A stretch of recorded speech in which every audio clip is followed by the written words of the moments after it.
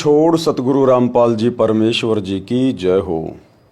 परम पिता परमात्मा सारी सृष्टि के रचनहार, कुल मालिक, असंख्य ब्रह्मांडों के स्वामी, जगत गुरु, तीनों लोकों में प्रवेश करके सबका भरण पोषण करने वाले राजाधिराज, आत्माधार, नाथों के नाथ, देवों के देव महादेव, सर्वेश्वर महेश्वर, मृत्युंजय, अजरो अमर, आदि अनादि सनातनी प्रभु, जगत पिता जगदीश्वर, श्री श्री 1008 की उपाधि के वास्तविक अधिकारी, अकाल मूरत शब्द स्वरूपी राम वासुदेव, सर्वगतम ब्रह्म, परम पूज्य, प्रथम पूज्य, परम संत, परम पुरुष, परम धनी, परम दयालु, सत्य कबीर, हक्का कबीर, अल्लाहु कबीर, अल्लाहु अकबर, बाखबर, अल्लाह ताला, जगत के तारणहार, जगत के मुक्तिदाता, जगत के जगन्नाथ, हारे के सहारे, हिंदुओं के राम, मुसलमानों के अल्लाह, सिखों के वाहिगुरु, ईसाइयों के मसीह, दया के सागर दया निधि, करुणा के सागर करुणा निधि, स्वयंभू परिभू, संकट मोचन, कष्ट हरण, मंगल करण, दुख भंजन, अविगत कबीर, निर्विकार निर्विषम परमात्मा, अलय अलेख सतगुरु, आदि अनादि सतगुरु, असली मर्यादा पुरुषोत्तम, असली राम, असली कृष्ण, असली घनश्याम, असली मुरारी, राजाओं के राजा, महाराजाओं के महाराजा, शहनशाहों के शहनशाह, सम्राटों के सम्राट, भगवानों के भगवान, अल्लाहों के अल्लाह, प्रभुओं के प्रभु, मसीहाओं के मसीह, सच्चे वाहिगुरु, बाबाओं के बाबा, पीरों के पीर, सेठों के सेठ, जगत सेठ, सावड़सा सेठ, सर्वगुण संपन्न, अनंत कोटि कलाओं के स्वामी, अनंत कोटि ब्रह्मांडों के नायक, योगियों में महायोगी, ध्यानियों में महाध्यानी, सिद्धों में परम सिद्ध, ज्ञानियों में तत्वज्ञानी, ब्रह्म ज्ञानी, महाज्ञानी, परम ज्ञानी, सर्वश्रेष्ठ ज्ञानी, विज्ञानी, युवा कबीर, समरथ कबीर, असमवात, अमित ओझा, सच्चे रहनुमा, करीम अल्लाह, सुभान अल्लाह, दुनिया के अंतिम पैगंबर, 8 सितंबर 1951 से गांव धनाना, जिला सोनीपत, हरियाणा, भारतवर्ष की पावन भूमि पे प्रकट रियल कल की भगवान श्री नारायण साकार हरि, श्री बाबा साहेब, नूर अनंत परमात्मा, संत शिरोमणि सतगुरु रामपाल जी परमेश्वर जी के चरण कमल में साध संगति से जुड़े हुए देश विदेश से आप और हम सभी सत्सेवक भाई बहनों का अनंत कोटि दंडवत प्रणाम। सत्साई भाई और बहनों, दया परम पिता परमेश्वर जी की, सारी सृष्टि के सर्जनहार सतगुरु रामपाल जी भगवान की, जिनके शुभ आशीर्वाद से, विशेष आशीर्वाद से, उन्हीं के कर कमल से लिखित पवित्र पुस्तक जीने की राह के ऊपर वीडियो बनाने की श्रृंखला जारी है।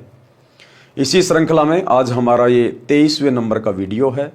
प्रत्येक वीडियो में गुरुदेव भगवान के आशीर्वाद से हमें बहुत कुछ अध्यात्म के विषय में जानने और समझने को मिल रहा है। भाई और बहनों, इन सभी बातों से हमारा विश्वास हमारे गुरुदेव भगवान के चरणों में और भक्ति मार्ग पर बढ़ता ही जा रहा है, जो कि गुरुदेव भगवान चाहते हैं। तो पिछले वीडियो में गुरुदेव भगवान ने हमें एक नेक, योग्य, सुयोग्य भगत के विषय में बहुत सारी बातें बताई। साथ में परमात्मा ने गरुड़ बोध के तहत अपनी समर्थता भी बताई। आज के वीडियो में गुरुदेव भगवान ने हनुमान बोध को शामिल किया है, यानी त्रेता युग में श्री रामचंद्र जी के परम भगत हनुमान जी की जीवनी के विषय में कुछ बातें परमेश्वर ने यहाँ पर शामिल की हैं। साथ ही रामायण का भी कुछ आंशिक अंश यहाँ पर लिया गया है। यानी आज से पहले हमें रामायण और महाभारत के नाम पे जो भी कुछ पढ़ाया गया, केवल ज्यादातर लोक वेद था, सुनी सुनाई बातें, दंत कथाएं, सत्यता से कोसों दूर। अब हनुमान बोध के माध्यम से पूज्य गुरुदेव भगवान हमें बहुत सारी सत्य कथाएं, सत्य बातें सुनाने जा रहे हैं। तो भाई और बहनों, पवित्र पुस्तक जीने की राह, वीडियो नंबर 23 और पेज नंबर 184, अध्याय हनुमान बोध का सारांश। कबीर सागर के पृष्ठ 113 पर 12वां अध्याय हनुमान बोध है। कबीर सागर के इस अध्याय में पवन सुत हनुमान जी को शरण में लेने का प्रकरण है। धर्मदास जी ने प्रश्न किया कि हे परमेश्वर, कबीर बंदी छोड़ जी, क्या आप अच्छी आत्मा पवन पुत्र हनुमान जी को भी मिले हो? उत्तर परमेश्वर कबीर जी का, हाँ, क्योंकि ये परमात्मा प्रत्येक आत्माओं को मिलता है। जब ये परमेश्वर इस पृथ्वी पे आता है संत रूप में, ऋषि रूप में, तो ये परमात्मा उस समय की तमाम मानव शरीरधारी आत्माओं को, स्त्री या पुरुषों को अपनी जानकारी अवश्य पहुंचाता है। फिर धर्मदास जी ने प्रश्न किया, हे प्रभु, क्या उन्होंने भी आपके ज्ञान को स्वीकारा? वे तो मेरे की तरह राम उर्फ विष्णु जी में अटूट श्रद्धा रखते थे। उनको आपकी शरण में लेना तो सूर्य पश्चिम से उदय करने समान है। धर्मदास ने कहा कि हनुमान जी तो श्री रामचंद्र जी के कट्टर पुजारी थे, उनको अपनी शरण में लेना तो सूर्य को पूर्व के बजाय पश्चिम से उदय करने के समान है। भाई परमात्मा उसी को कहते हैं, सतगुरु उसी को कहते हैं। सतगुरु जो चावे सो कर ही, भरम पड़ो मत कोई। उत्तर दिया कबीर परमेश्वर सतगुरु रामपाल जी भगवान ने। परमेश्वर कबीर जी ने धर्मदास को पवन तनय हनुमान जी को शरण में लेने का वृतांत बताया। आप जी पढ़े सरलार्थकर्ता रामपाल दास द्वारा हनुमान जी को कैसे परमेश्वर कबीर जी ने शरण में लिया तथा रामायण का संक्षिप्त वर्णन। रामायण ग्रंथ में प्रकरण आता है कि एक बाली नाम का राजा था, उसका भाई सुग्रीव था। यानी हनुमान जी का प्रथम बार श्री रामचंद्र जी से कैसे मिलन हुआ, कैसे उनकी भेंट हुई, परमात्मा वहां से शुरू कर रहे हैं। रामायण ग्रंथ में प्रकरण आता है कि एक बाली नाम का राजा था, उसका भाई सुग्रीव था। किसी कारण से बाली ने अपने भाई सुग्रीव को अपने राज्य से निकाल दिया, उसकी पत्नी को अपने कब्जे में पत्नी बनाकर रखा। सुग्रीव दूर देश में मायूस भ्रमण कर रहा था। हनुमान जी राम राम करते हुए एक पहाड़ पर बैठे दिखाई दिए। जिस समय हनुमान जी से श्री रामचंद्र जी की मुलाकात भी नहीं हुई थी, श्री हनुमान जी जानते भी नहीं थे कि दशरथ पुत्र रामचंद्र कौन है, उस समय हनुमान जी राम राम का जाप किया करते थे। राम राम का, राम राम शब जगत बखाने, आदि राम कोई बिरला जाने। दशरथ पुत्र श्री रामचंद्र जी से पहले तो सतयुग में इंसान थे, सतयुग में भी लोग राम राम का जाप किया करते थे। तो वो वास्तव में असली राम कौन है? जो त्रेता युग में जन्मे दशरथ पुत्र श्री रामचंद्र जी से पहले भी था। सतयुग के प्राणी भी उस राम का नाम जाप किया करते थे। तो हनुमान जी जिस समय तक रामचंद्र जी को जानते भी नहीं थे, मिले भी नहीं थे, उससे पहले ही राम नाम का जाप किया करते थे। यानी वास्तव में वो राम कौन है? श्री राम तो केवल श्री दशरथ के बेटे के शरीर का नाम था, उसकी पहचान थी। ये राम राम कोई मुक्ति का मंत्र नहीं है, कोई जपने का मंत्र नहीं है, कोई मोक्ष मंत्र नहीं है। हनुमान जी राम राम करते हुए एक पहाड़ पर बैठे दिखाई दिए, क्योंकि ये सत्य कथा बताई जा रही है। आज से पहले हमने केवल सुनी सुनाई बातें सुनी है, दंत कथा सुनी है, लोकवेद सुना है, आदि अधूरी रामायण की बातें सुनी है। अब ये सत्यनारायण कथा आप सतगुरु रामपाल जी परमेश्वर जी के कर कमल से लिखित इस पुस्तक से सुनने जा रहे हैं। रिंचक भर भी, यानी रिंच मात्र भी आपको इसमें झूठ का समावेश नहीं मिलेगा, क्योंकि ये परमात्मा स्वयं त्रेता युग में मुनिंदर ऋषि के नाम से प्रकट थे। ये कबीर परमात्मा त्रेता युग में मुनिंदर ऋषि के नाम से प्रकट थे, जिन्होंने श्री हनुमान जी को अपनी शरण में लिया था। हनुमान जी राम राम करते हुए एक पहाड़ पर बैठे दिखाई दिए। दोनों की मित्रता हो गई, सुग्रीव की और हनुमान जी दोनों की मित्रता हो गई। सुग्रीव ने अपना दुख हनुमान जी से साझा किया। हनुमान जी ने शरणागत सुग्रीव की सहायता करने का वचन दिया। हनुमान जी ने सुग्रीव को वचन दे दिया कि ठीक है भाई सुग्रीव, अगर ऐसी बात है तो मैं तेरे भाई के साथ में युद्ध करूंगा, बाली के साथ में, और मैं तेरे को तेरा राज्य वापस दिलाऊंगा। लेकिन कुछ देर बाद जब बातें और आगे बढ़ी और सुग्रीव ने जब बाली की हकीकत बताई कि उसको एक वरदान प्राप्त है ब्रह्मा जी से, वो जिसके साथ आमने सामने की लड़ाई लड़ता है तो बाली के पास सामने वाले की आदि शक्ति आ जाती है, और बाली की तो बाली के पास है ही, इसलिए उसको कोई जीत नहीं सकता। उसके बाद हनुमान जी भी ठंडे पड़ गए। हनुमान जी ठंडे पड़ गए, पहले तो वचन दे दिया बिना सोचे समझे, और जब देखा कि बाली को तो ऐसा वरदान प्राप्त है, अगर आमने सामने की कोई लड़ाई लड़ेगा तो वो बाली को जीत ही नहीं सकता। लंका के राजा रावण की भी औकात नहीं थी बाली के साथ आमने सामने होकर युद्ध करने की, इसलिए अंत में रावण ने बाली के साथ में मित्रता कर ली थी।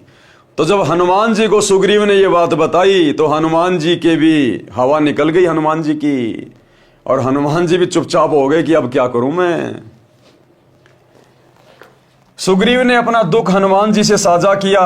हनुमान जी ने शरणागत सुग्रीव की सहायता करने का वचन दिया। सुग्रीव ने हनुमान जी को बताया कि बाली में ऐसी सिद्धि है कि कोई उससे युद्ध करता है तो सामने वाले की आदि शक्ति बाली में प्रवेश कर जाती है। ये बात जानकर हनुमान जी भी शांत रहे। अब हनुमान जी भी चुपचाप हो गए इस बात को सुनकर, और युद्ध करने का इरादा त्याग दिया। उस समय रामचंद्र पुत्र राजा दशरथ जी को वनवास हुआ। उस समय दशरथ के बेटे श्री रामचंद्र जी को वनवास हो गया था। उसकी पत्नी सीता जी तथा भाई लक्ष्मण जी भी वन में साथ गए थे। श्रीलंका के राजा रावण की बहन शूर्पणखा ने लक्ष्मण को देखा तो उससे विवाह करने का प्रस्ताव रखा। लक्ष्मण ने कहा कि मेरा विवाह हो चुका है। लक्ष्मण की पत्नी का नाम उर्मिला था।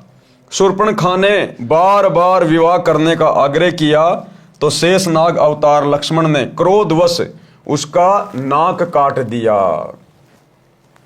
शूर्पणखा ने अपनी दुर्दशा की दास्तां अपने भाई रावण से सुनाई और पूरा पता बताया।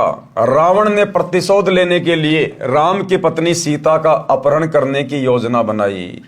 साधु वेश बनाकर अपने मामा मारीच के सहयोग से रावण ने सीता जी का अपहरण कर लिया। अब देखो भाइयों और बहनों, साथ साथ हमने शिक्षा लेकर चलना है। रावण की बहन ने लक्ष्मण से शादी करने का प्रस्ताव रखा। लक्ष्मण ने मना कर दिया कि भाई मैं तो शादीशुदा हूं बहन जी और मैं शादी नहीं कर सकता।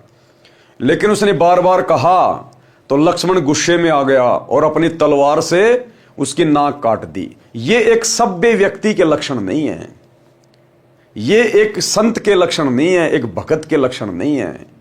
लेकिन लक्ष्मण ना तो संत था ना कोई भगत था। श्री रामचंद्र ना कोई संत था ना कोई भगत था। राजा के बेटे थे और राजा के बेटों में तो कितना अहंकार होता है, कितनी मान बढ़ाई होती है। तो हमने इन बातों का ध्यान रखना है। जो हमारी मर्यादाओं में नहीं है हमने हाथ जोड़ के क्षमा मांग लेनी है कि भाई देखो मैं शादीशुदा हूं और मैं आपके शादी के प्रस्ताव को स्वीकार नहीं कर सकता। उसके बाद कोई कितना ही जोर डाले, कितना ही दबाव डाले, यदि हमने शादी नहीं करनी है तो प्यार प्रेम से मना ही करना है। हमने गुस्सा नहीं करना, मार पिटाई नहीं करनी, वाद विवाद नहीं करनी, काम चाहे कोई भी हो। लेकिन लक्ष्मण ने यहां पर गलती की और लक्ष्मण की वो गलती आगे चलकर महाविनाश में तब्दील हो गई, महाविनाश में। तो लक्ष्मण जैसी गलती हम भाई बहनों ने बिल्कुल भी वर्तमान कलयुग की पिछली पीढ़ी में किसी के साथ में गुस्सा करके, लड़ाई झगड़ा करके या क्रोध करके नहीं करनी है। तो शूर्पणखा ने अपने भाई रावण को बताया। अब रावण ने अपनी बहन की बेइज्जती का बदला लेने के लिए और साधु का वेश बनाकर और अपने मामा मारीच के सहयोग से सीता जी का अपहरण कर लिया। सीता जी की खोज में श्री राम जी तथा श्री लक्ष्मण जी वन वन भटक रहे थे। उसी समय उनको श्री हनुमान जी तथा श्री सुग्रीव जी मिले। आपस में परिचय हुआ। सुग्रीव ने श्री राम से अपना कष्ट बताया। श्री रामचंद्र जी ने शर्त रखी कि यदि मैं आपका राज्य आपको दिला दूं तो आपको सीता की खोज तथा वापसी के लिए मेरा सहयोग करना होगा। अब बाली के साथ तो श्री रामचंद्र जी की कोई दुश्मनी थी नहीं, ना श्री रामचंद्र जी जानते थे बाली कौन है। अपने स्वार्थ के लिए, अब बताओ इनको कैसे भगवान कहें, कैसे इनको परमात्मा की संज्ञा दी जा सकती है। ये तो आम व्यक्ति के लक्षण होते हैं।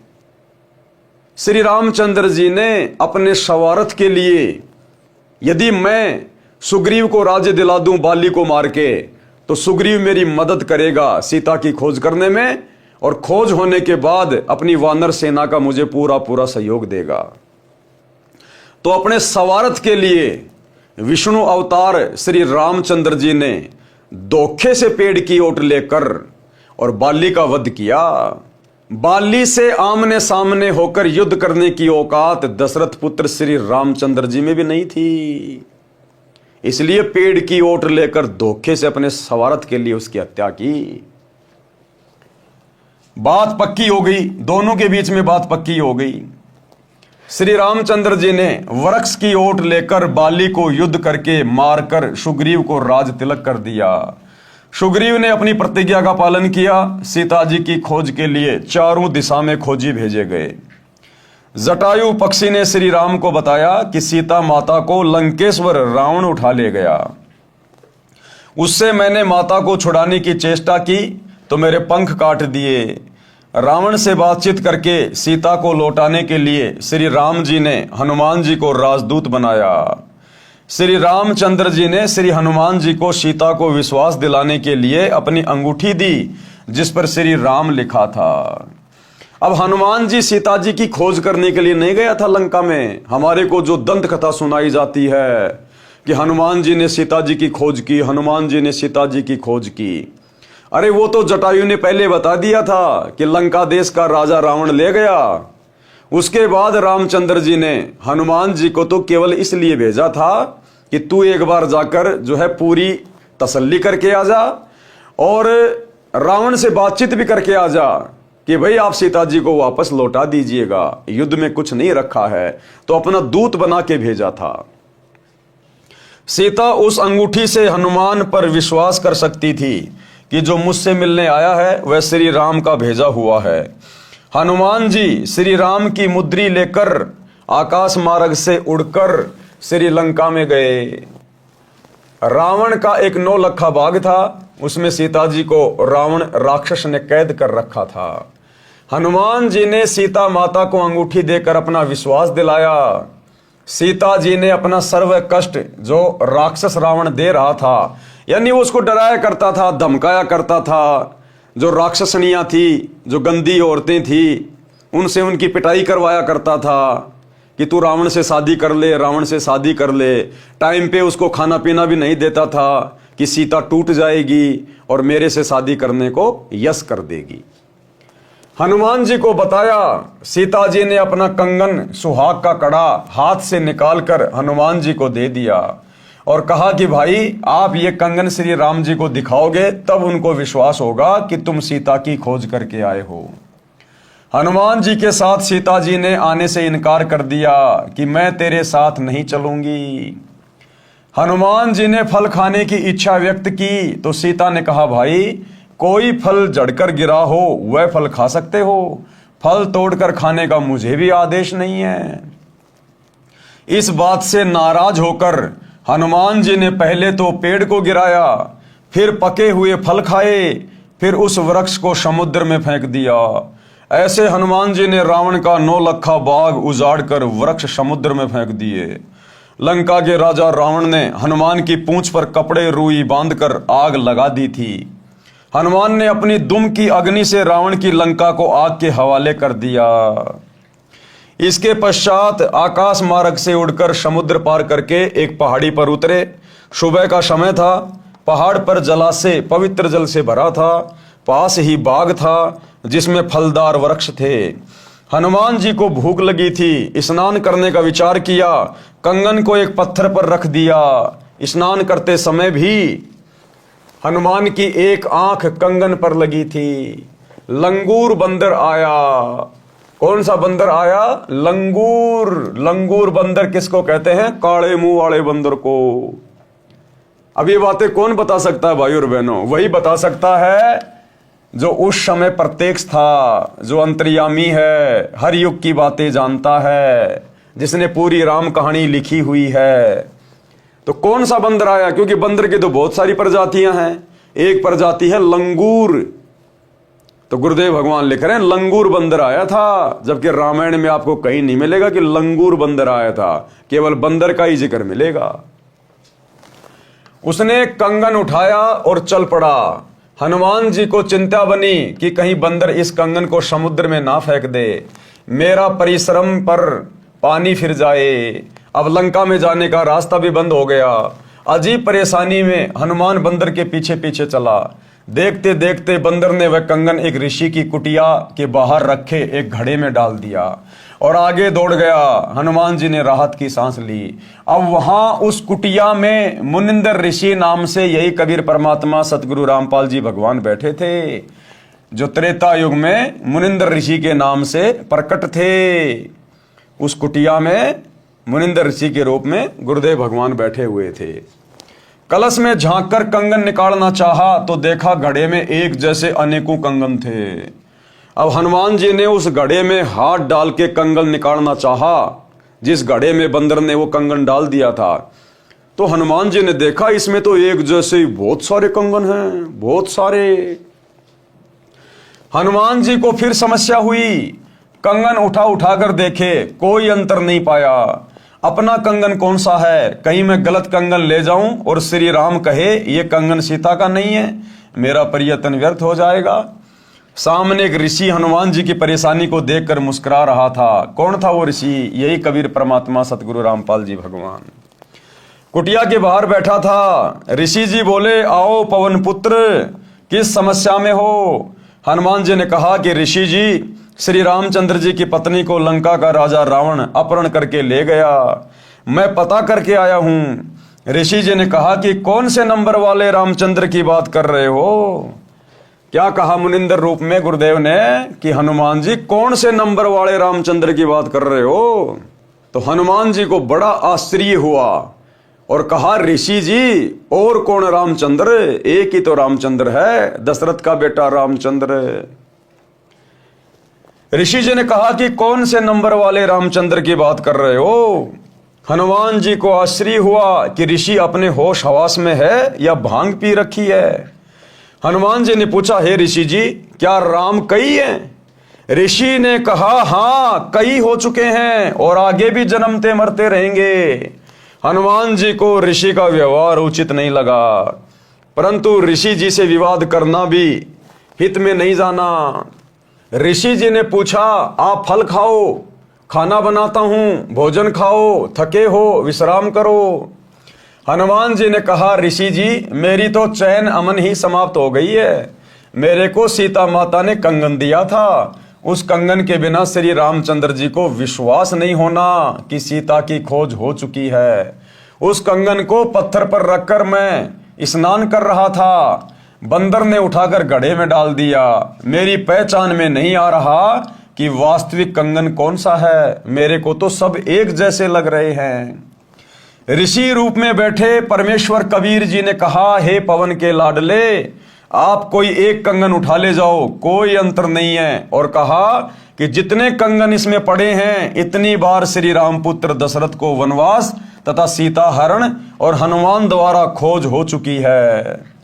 हनुमान जी ने कहा, ऋषि जी ये बताओ, आपकी बात मानता हूं, पूछता हूं कि प्रत्येक बार सीता हरण, हनुमान का खोज करके कंगन लाना और बंदर द्वारा घड़े में डालना होता है, तो कंगन तो यार रह गया, हनुमान लेकर क्या जाता है? ऋषि मुनिंदर जी ने कहा कि मैंने इस घड़े को आशीर्वाद दे रखा है कि जो वस्तु इसमें गिरे वह दो एक समान हो जाए। ये कहकर ऋषि जी ने एक मिट्टी का कटोरा घड़े में डाला तो एक और कटोरा वैसा ही बन गया। ऋषि मुनिंदर जी ने कहा, हे हनुमान, आप एक कंगन ले जाओ, कोई परेशानी नहीं होगी। हनुमान जी के पास कोई अन्य विकल्प नहीं बचा था, उस घड़े से एक कंगन निकालकर उड़ चले। श्री रामचंद्र जी को हनुमान जी ने सीता जी की निशानी कंगन दिया तथा जो जो बातें माता सीता ने कही थी वे सब बताई। श्री रामचंद्र जी कंगन देखकर भावुक हो गए, हनुमान जी को सीने से लगाया, कहा, हे संतजन, मैं आपका एहसान कैसे चुका पाऊंगा?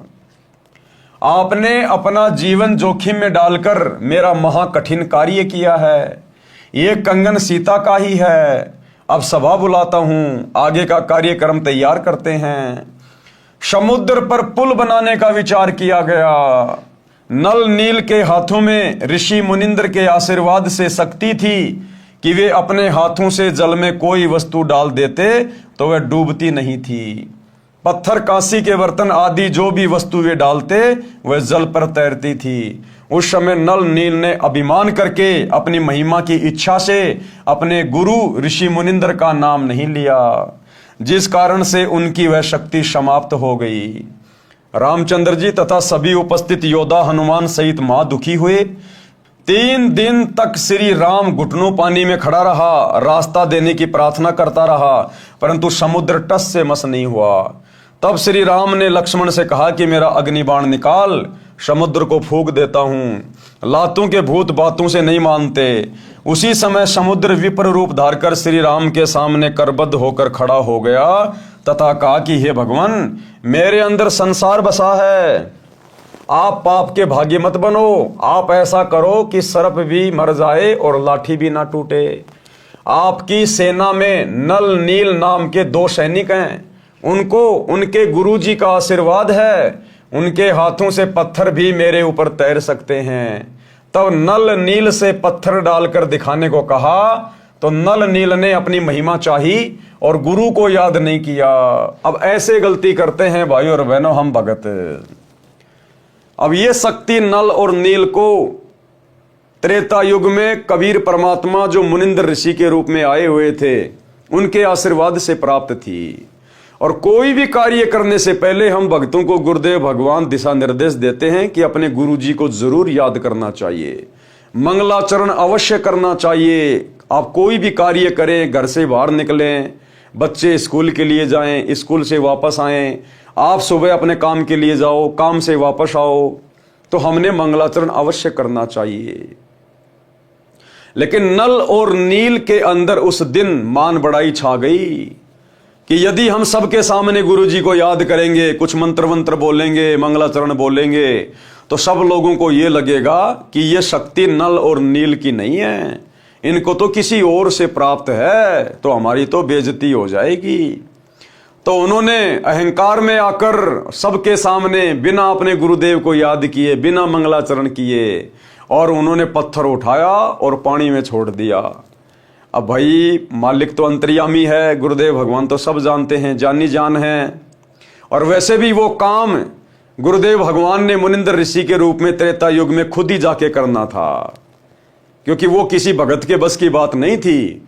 अरे जब काल ने हाथ खड़े कर लिए, ज्योति निरंजन ने हाथ खड़े कर लिए, क्योंकि ये वार्ता कब हुई?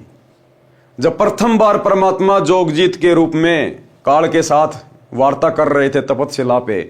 उस समय काल ने कहा था कि आप त्रेता युग में जाना और ऐसे ऐसे मेरा पुत्र विष्णु, उसको नारद श्राप देगा और वो रामचंद्र रूप में अपना कर्म भोगने के लिए नीचे जाएगा। 14 साल का वनवास होगा, उसकी पत्नी को रावण उठा के ले जाएगा और ऐसे ऐसे फिर वो समुद्र पे पुलिया बनाएगा, वो पुलिया नहीं बना पाएगा। हे भगवान, जब आप नीचे जाओ तो आप मेरे पुत्र की वो पुलिया बनाने में सहयोग करना, मदद करना, उसकी पुलिया बनवाना। तो ये काम तो खुद कबीर परमात्मा ने ही करना था और उधर नल नील के बस की बात नहीं थी, क्योंकि जब काल ने परमात्मा से प्रार्थना की पुलिया बनवाने के लिए, तो काल के भी बस की बात नहीं थी समुद्र के ऊपर पुल बनाने की। क्योंकि भाई और बहनों, ये जो तत्व हैं 5, पृथ्वी, अग्नि, जल, वायु, आकाश, ये कबीर परमात्मा सतगुरु रामपाल जी भगवान के अधीन है, ये उनके गुलाम हैं। काल ने तो तपस्या करके प्राप्त किए थे 5 तत्व है, तो इन 5 तत्वों के ऊपर कबीर परमात्मा सतगुरु रामपाल जी भगवान का ही हुक्म चलता है, काल का नहीं चलता। इसलिए काल भी समुद्र के ऊपर पुलिया बनाने में असमर्थ था। तभी तो परमात्मा के आगे हाथ जोड़े कि जब आप त्रेता युग में जाओ तो मेरे पुत्र का समुद्र पे पुलिया बनवाना। तो नल और नील से तो वैसे भी वो काम नहीं होना था, लेकिन उन्होंने जानबूझ के खुद ही उन्होंने गलती कर डाली, तो परमात्मा ने उनको साइड में कर दिया और वो शक्ति भी परमात्मा ने उनसे छीन ली। तब नल नील से पत्थर डालकर दिखाने को कहा तो नल नील ने अपनी महिमा चाही और गुरु को याद नहीं किया, जिस कारण से ऋषि मुनिंद्र जी ने उनकी शक्ति छीन ली। पत्थर डूब गए, समुद्र ने उनकी गलती बताई। तब नल नील ने अपने गुरु जी को याद किया। श्री रामचंद्र जी को भी महसूस हुआ कि जब गुरु अपने शिष्यों को शक्ति दे सकता है तो मेरे कार्य को भी कर सकते हैं। श्री रामचंद्र जी श्री विष्णु जी के अवतार थे। श्री विष्णु काल निरंजन के पुत्र हैं। जिस समय परमेश्वर कबीर जी प्रथम बार काल के लोक में आए थे तो ज्योति निरंजन ने पहले तो परमेश्वर के साथ झगड़ा किया था। जब वश नहीं चला तो चरणों में गिरकर क्षमा याचना की और कुछ आशीर्वाद भी लिए। उनमें से एक ये भी था कि मेरा अंश विष्णु त्रेता युग में रामचंद्र नाम से राजा दशरथ के घर जन्म लेगा, उसको वनवास होगा, उसके साथ उसकी पत्नी सीता भी होगी, उसे एक राक्षस लंका नगरी में उठाकर ले जाएगा। तब रामचंद्र समुद्र के ऊपर पुल बनाना चाहेगा, वह नहीं बना पाएगा, आप वह पुल बनवाना। दूसरा आशीर्वाद लिया था कि द्वापर युग में वही कृष्ण रूप में जन्मेगा। कौन? वही रामचंद्र कृष्ण रूप में जन्मेगा और मृत्यु उपरांत वह जगन्नाथ नाम से पूरी नगर में समुद्र के किनारे मंदिर बनवाएगा। समुद्र उसको बनने नहीं देगा। आप उस मंदिर की समुद्र से रक्षा करना।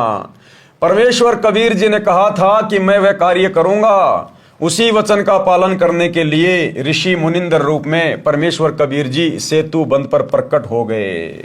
अब भाइयों और बहनों, ये सारे के सारे जो वचन थे जो ज्योति निरंजन ने कबीर परमात्मा से लिए थे कि आप त्रेता में पुलिया बनवाना, द्वापर में वो मंदिर बनवाना, ये उस काल की खोपड़ी की उपज नहीं थी। परमात्मा ने उसको ऐसे वचन मांगने की प्रेरणा की क्योंकि परमात्मा यहां आकर इन घटनाओं को जन्म देकर और इन अवतारों को आधा अधूरा साबित करना चाहते थे। और आप और हम भक्तों को ये विश्वास हो कि वास्तव में ना तो ज्योति निरंजन समर्थ है और ना ब्रह्मा विष्णु महेश समर्थ है और ना इनके अवतार समर्थ हैं। इनके कार्य भी हमारे कबीर परमेश्वर सतगुरु रामपाल जी भगवान ने सफल किए। तो हमारे परमेश्वर की महिमा हो और हम भक्तों को विश्वास हो कि हम जिस समर्थ की भक्ति कर रहे हैं वो साक्षात परमेश्वर है। सभी के कार्य वही करता है। करे करावे साइयां मन में लहर उठा, दादू सिरदर जीव के आप बगल हो जा। तो ये सारी लीला इसी कबीर परमात्मा सतगुरु रामपाल जी भगवान की अपनी समर्थता को सिद्ध करने के लिए ऋषि मुनिंदर रूप में परमेश्वर कबीर जी सेतु बंध पर प्रकट हो गए और आते आते पर्वत के चारों ओर अपनी सोटी यानी डंडी से रेखा अंकित कराए। वो तो जाने जान थे, अंतर्यामी है। ये कहानी लिखने से पहले भी उनको सारी बातों का पता था। और वैसे भी ये कहानियां जब से सृष्टि रची गई है किस ब्रह्मांड की अनंत करोड़ बार घटित हो चुकी है। हर त्रेता युग में परमात्मा जाते हैं और उनका पुलिया बनवाते हैं। नल नील ने दूर से अपने गुरुजी को पहचान लिया और कहा हमारे गुरुजी आ गए हैं। श्री रामचंद्र जी ने अपनी समस्या बताई तथा विनम्र भाव से अपने कार्य की सिद्धि के लिए आशीर्वाद मांगा। परमेश्वर ने कहा नल नील ने गलती की जिस कारण से इनकी शक्ति समाप्त हो गई है। अब गुरुजी के दोनों बेटे वीरेंद्र और मनोज हरियाणा जाट महासभा का 5वां फ्लोर बनवाने गए और मान बढ़ाई में आके अपनी प्रशंसा के लिए जाट महासभा का धर्मशाला का उद्घाटन कर रहे हैं। पत्थर की शिलान्यास का उद्घाटन कर रहे हैं। गले में दोनों भाई मालाएं डलवा रहे हैं। जबकि गुरुजी ने सतनाम के नियम नंबर 4 या 6 में स्पष्ट लिखा हुआ है कि भगत ने अपने गले में माला नहीं डलवानी, ना किसी के गले में माला डालनी, क्योंकि माला डलवाना पूजा करवाने में आता है। तो दोनों भाइयों ने अपनी पूजा करवाई, जम के अपनी प्रशंसा करवाई, वाहवाही के पात्र बने नल और नील की तरह। तो जब नल और नील की शक्ति छीन ली गई मर्यादा तोड़ने के कारण है, तो सोचिए इन दो राजा बाबुओं की शक्तियां कहां रहेंगी। आने वाले समय में इनको गुरुजी के दर्शन दुर्लभ हो जाएंगे, दर्शन दुर्लभ। मैंने सामने वाले पर्वत के चारों ओर रेखा लगाई है, उसके अंदर अंदर के पत्थर लकड़ी से भी हल्के कर दिए। अब गुरुदेव ने मुनिंदर ऋषि के रूप में श्री रामचंद्र जी से कहा कि हे दशरथ के बेटे, मैंने आते समय ये जो पहाड़ी है ना, इस पहाड़ी के चारों तरफ मैंने एक लकड़ी से रेखा खींच दी है। उस रेखा के अंदर अंदर जितने भी पर्वत हैं उनको उठा के पुलिया बना लो। मेरी शक्ति से सारे पत्थर हल्के हो गए हैं, वो पानी के ऊपर तैरने लगेंगे। जबकि हमें दंत कथा सुनाई जाती, लोक कथा सुनाई जाती कि रामचंद्र जी ने अपनी शक्ति से पत्थर पानी पे तैरा दिए। तो कोई कहता था हनुमान जी पत्थरों पे राम राम लिख रहे थे जिस कारण से पत्थर हल्के हो गए। अब ये सत्यनारायण कथा गुरुदेव भगवान बता रहे हैं आकर कि ये सारा का सारा खेल कबीर भगवान का था। कबीर भगवान का ना राम के बस की बात थी, ना हनुमान के बस की बात थी। उनके अंदर अंदर के पत्थर लकड़ी से भी हल्के कर दिए हैं, वे डूबेंगे नहीं। हनुमान जी राम भगत थे, उन्होंने उन पत्थरों पर राम राम लिखा और उठाकर चले और रखा तो पत्थर डूबे नहीं। नल नील शिल्पकार यानी निपुण राजमिस्त्री भी थे, जिस कारण से नल तथा नील ने पत्थरों को तराश कर एक दूसरे में फंसा कर जोड़ा था। पहले श्री राम से पत्थर तिरे नहीं, नल नील भी असफल हुए। हनुमान खड़ा खड़ा राम राम ही कर रहा था, चाहता भी था कि पत्थर तैरें, परंतु सब व्यर्थ हुआ। ऋषि मुनिंद्र जी यानी कबीर जी ने पत्थर हल्के किए थे, जिस कारण से पत्थर समुद्र में डूबे नहीं थे। हनुमान जी तो अपना राम राम का पाठ करने के लिए श्रद्धा से राम राम पत्थरों पर लिख रहे थे। वे तो जहां भी बैठते थे वहीं पेड़ पौधों पर राम राम लिखते रहते थे।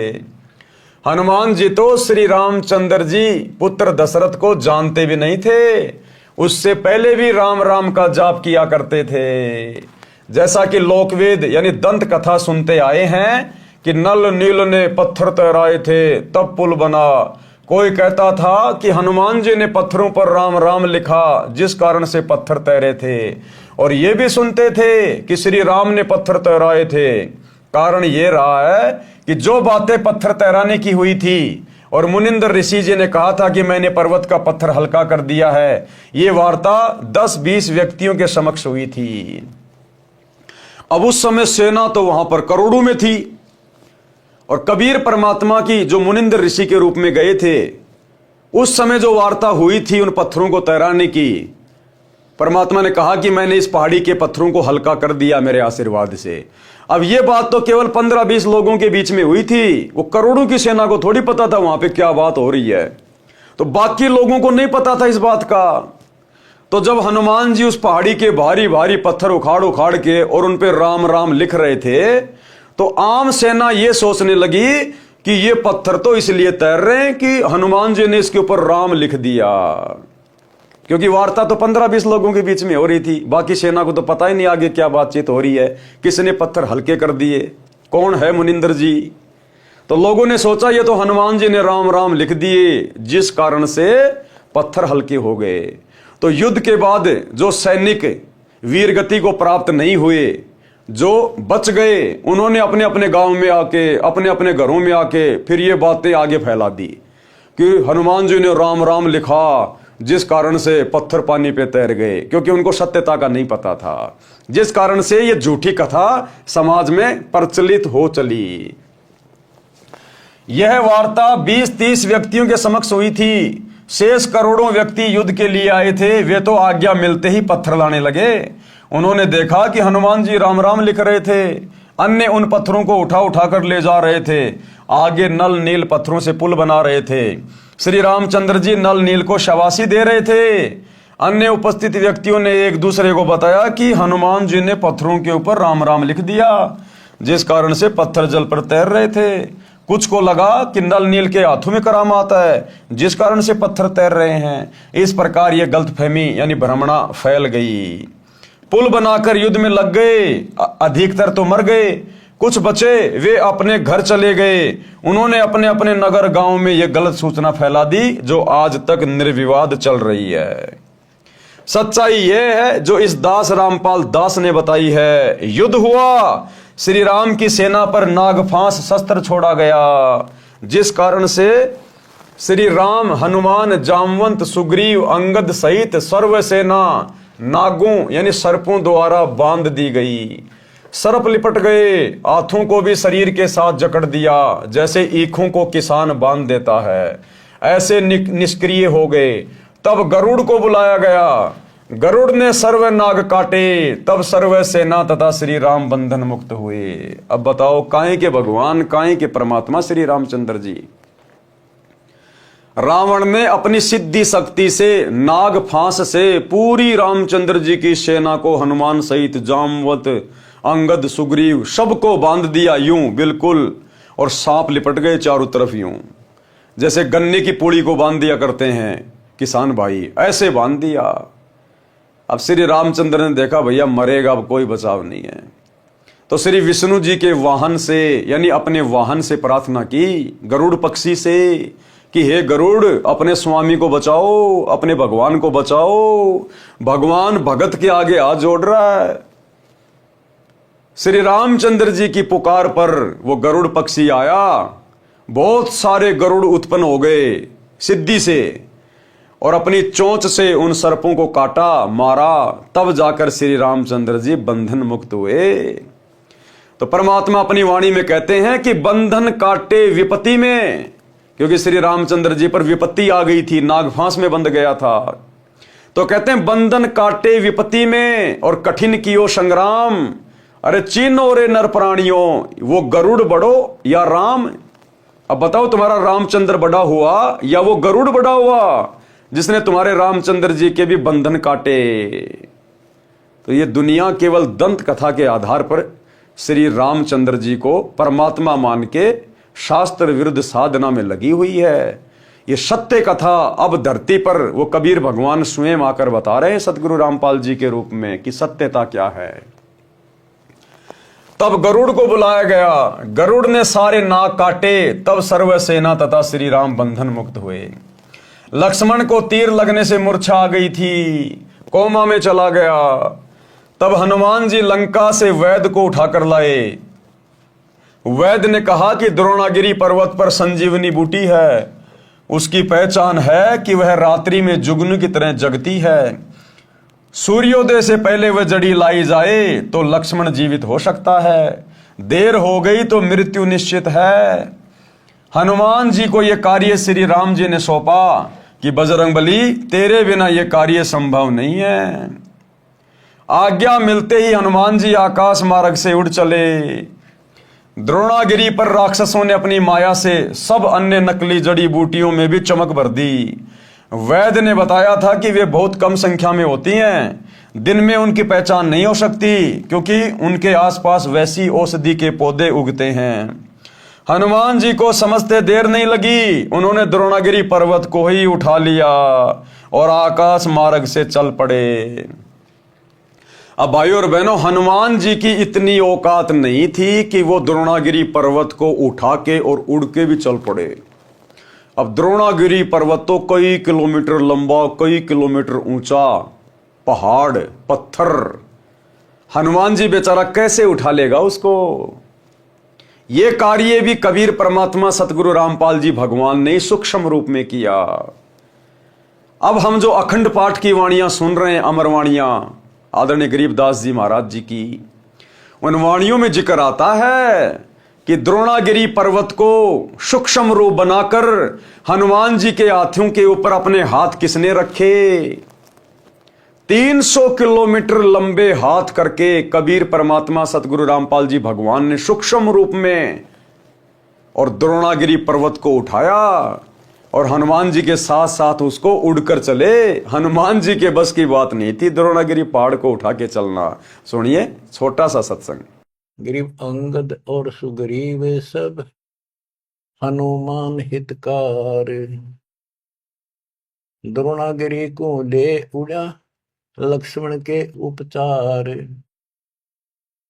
बच्चों एक बात विचार करो, हनुमान जी ने पहाड़ उठा दिया, कितना बड़ा द्रोणागिरी उठाया जा सकता है? ये मुसर ठाक, ये सारा खेल दाता का था, वो भी उठा लिया और फिर उड़ के भी चल पड़ा। हाय हाय करे करा वैसाइया, मन में लहर उठा, दादो सिर तरजीव के आप बगल हो जा। तो भाई और बहनों, करे करावे साइया, मन में लहर उठा, दादू सिर दरजीव के आप बगल हो जा। ना राम के बस की बात थी। अगर श्री रामचंद्र जी के बस की बात होती द्रोणागिरी पहाड़ को उठाना, तो हनुमान जी को नहीं सौंपता ये काम। श्री राम ने तो हाथ खड़े कर दिए कि हनुमान तेरे बिना ये काम कोई नहीं कर सकता। अरे जब हनुमान जी का भगवान फैल हो गया तो हनुमान जी कहां से उठा लाएगा?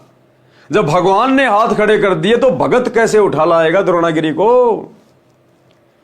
तो कबीर परमात्मा सतगुरु रामपाल जी भगवान ने इन आत्माओं के सर्व कार्य सिद्ध किए, सर्व कार्य, और आकाश मार्ग से चल पड़े। हनुमान जी ने लक्ष्मण और श्री राम द्वारा अपने भाई भरत के विषय में बताई शक्ति खटक रही थी। अब श्री रामचंद्र जी और लक्ष्मण जी जो वन में भटक रहे थे, वो कई बार अपने भाई भरत के विषय में बताया करते थे कि अगर आज हमारा भाई भरत होता तो अकेला इस रावण के लिए और रावण की सेना के लिए काफी है। लेकिन हनुमान जी के दिल में यह बात समाई नहीं कि जब श्री रामचंद्र जी के बस की बात नहीं, लक्ष्मण के बस की बात नहीं, रामचंद्र जी को नागफांस में बांध दिया, लक्ष्मण को शक्ति लग गई, वो कोमा में पड़ा है, और ये कह रहे अगर हमारा भाई भरत होता तो आज किसी चीज की कोई दिक्कत ही नहीं थी, वो अकेला बहुत था पूरे रावण की सेना के लिए। तो हनुमान जी के मन में ये बात समाई नहीं, इसलिए आते समय द्रोणागिरी पहाड़ को लेकर आते समय जानबूझकर हनुमान जी अयोध्या के ऊपर से आए भरत की परीक्षा लेने के लिए। हनुमान जी ने लक्ष्मण और श्री राम द्वारा अपने भाई भरत के विषय में बताई शक्ति खटक रही थी। वे कहते थे कि यदि आज भरत होते तो अकेले रावण को तथा इसके लाखों पुत्रों तथा 1.25 लाख नातियों पोतों को यमलोक भेज देते। हनुमान जी के मन में आया कि चलते चलते भरत की परीक्षा लेकर चलता हूं। भरत को पता था कि रावण तथा राम युद्ध चल रहा है। अब हनुमान जी ने क्या सोचा कि चलते चलते भरत की परीक्षा लेके चलता हूं। भाइयों और बहनों, ये भी एक भगत के, एक अच्छे भगत के लक्षण नहीं होते। एक भगत कभी दूसरे भगत की परीक्षा लेने की नहीं सोचेगा, कभी भी ये दुस्साहस नहीं करेगा। अगर कोई इस प्रकार की बातें सोचेगा तो ये फिर उसके अहंकार को दर्शाता है। अब हनुमान जी ने सोचा कि देखता हूं क्या मेरे से भी ज्यादा पावरफुल है भरत, क्या वास्तव में जो श्री रामचंद्र जी कहा करते थे क्या वास्तव में उतना पावरफुल है, क्या मेरे से भी ज्यादा बलवान है भरत। तो ये अहंकार को दर्शाता है, ये भगत को शोभा नहीं देता है। लेकिन बेचारे हनुमान जी को तत्व ज्ञान नहीं था, सच्चा गुरु प्राप्त नहीं था, इसलिए उनके मन में इस प्रकार की अहंकार पूर्ण बातें आना स्वाभाविक था। भरत को पता था कि रावण तथा राम युद्ध चल रहा है। आकाश मार्ग से पर्वत सहित हनुमान जी को जाता देख विचार किया कि कोई राक्षस जा रहा है और वो तो बहुत ज्यादा हानि कर सकता है। भरत जी ने तीर चलाया, हनुमान जी ने तीर लगने का बहाना करके हे राम करते हुए धरती पर गिर गए। पर्वत को भी धरती के ऊपर रख दिया। अब भरत ने सोचा कि भैया का युद्ध चल रहा है रावण के साथ में, और ये लगता है कोई राक्षस जा रहा है इतने बड़े पहाड़ को लेके, और ये तो नुकसान कर देगा, तो क्यों ना इसको यहीं गिरा दूं। तो ये सोचकर भरत ने और तीर मारा। तो हनुमान जी ने बहाना किया, हनुमान जी को तीर लगा नहीं। हम जो इन फोटोओं में देखते हैं, जो दुनिया के घरों में लगी होती है, मंदिरों में लगी होती है, हनुमान जी पहाड़ को लेकर उड़ रहे हैं, उनके घुटने में तीर लगा है, लाल लाल खून बह रहा है। असल कथा परमात्मा बता रहा है, तीर लगा नहीं था। हनुमान जी ने नाटक किया तीर लगने का, क्योंकि उनको तो नीचे उतरना था, उनको तो भरत की परीक्षा करनी थी। पर्वत को भी धरती के ऊपर रख दिया। राम शब्द सुनकर भरत को समझते देर नहीं लगी कि यह तो कोई अपने पक्ष का है। निकट जाकर पूछा, आप कौन हो, कहां जा रहे हो, पर्वत किस लिए उठाया है। मेरा नाम भरत है, मैं श्री राम व लक्ष्मण का भाई हूं। हनुमान जी ने बताया कि मेरा नाम हनुमान है, राम रावण का युद्ध चल रहा है, आपके भाई लक्ष्मण को तीर लगने से मूर्छा आई है। वैद्य ने द्रोणागिरी पर उपचार की औषधि बताई है, मेरी पहचान में नहीं आई, इसलिए पर्वत ही ले जा रहा हूं। सूर्य उदय होने से पहले पहुंचना है, अन्यथा लक्ष्मण की मृत्यु हो जाएगी। आपने बिना सोचे समझे तीर मार दिया, अब मैं कैसे समय पर पहुंच पाऊंगा। सूर्योदय के पश्चात लक्ष्मण संसार में नहीं रहेगा। भरत ने तीर मारने का कारण बताया तथा कहा, हे अंजनी के लाल, चिंता ना करो, आप द्रोणागिरी को उठाओ और बाण के अगले भाग पर बैठो, अपने दोनों पैर आगे पीछे करके खड़े हो जाओ, मैं तीर द्वारा आपको पर्वत सहित आपसे भी पहले लंका में भेज दूंगा। अब हनुमान जी का तो चेहरा सफेद हो गया कि मैं तो अपने आप को ही बहुत ज्यादा महाबली समझ रहा था, ताकतवर समझ रहा था, तू तो भरत के आगे कुछ भी नहीं है। और असल में भाई और बहनों, ये बात कहने वाला उस समय भरत नहीं था, क्योंकि परमात्मा अहंकार को तोड़ता है। तो हनुमान जी में अहंकार हो गया था, और हनुमान जी परमात्मा की आत्मा थी, वो भगत था, और भगत के अंदर अहंकार परमात्मा को पसंद नहीं है। तो उस समय फिर भरत के रूप में सारा का सारा खेल फिर कबीर परमात्मा सतगुरु रामपाल जी भगवान ने अपने हाथ में ले लिया। यह सूक्ष्म होता है। भरत को भी लग रहा है कि मैं ही बोल रहा हूं ये सारी बातें, लेकिन उस समय सूक्ष्म रूप में परमात्मा सब कुछ कर रहा होता है। जैसे हनुमान जी को लग रहा था कि पहाड़ मैं ही उठा के ले आया, मैं ही लेके जा रहा हूं, लेकिन सूक्ष्म रूप में परमात्मा की शक्ति थी। तो जो कर रहा होता है उसको भी ये महसूस नहीं होता कि मैं नहीं कर रहा, और उसके रूप में कर भी ये परमात्मा देता है। तो उस समय हनुमान जी का अहंकार तोड़ने के लिए इस प्रकार के शब्द भरत के मुख से कबीर परमेश्वर सतगुरु रामपाल जी भगवान कह रहे थे। हनुमान ने कहा, भाई तुमने तो सारा काम बिगाड़ दिया। अब सुबह सूर्य उदय होने से पहले यदि मैं लंका नहीं पहुंचा तो भाई लक्ष्मण नहीं बचेगा।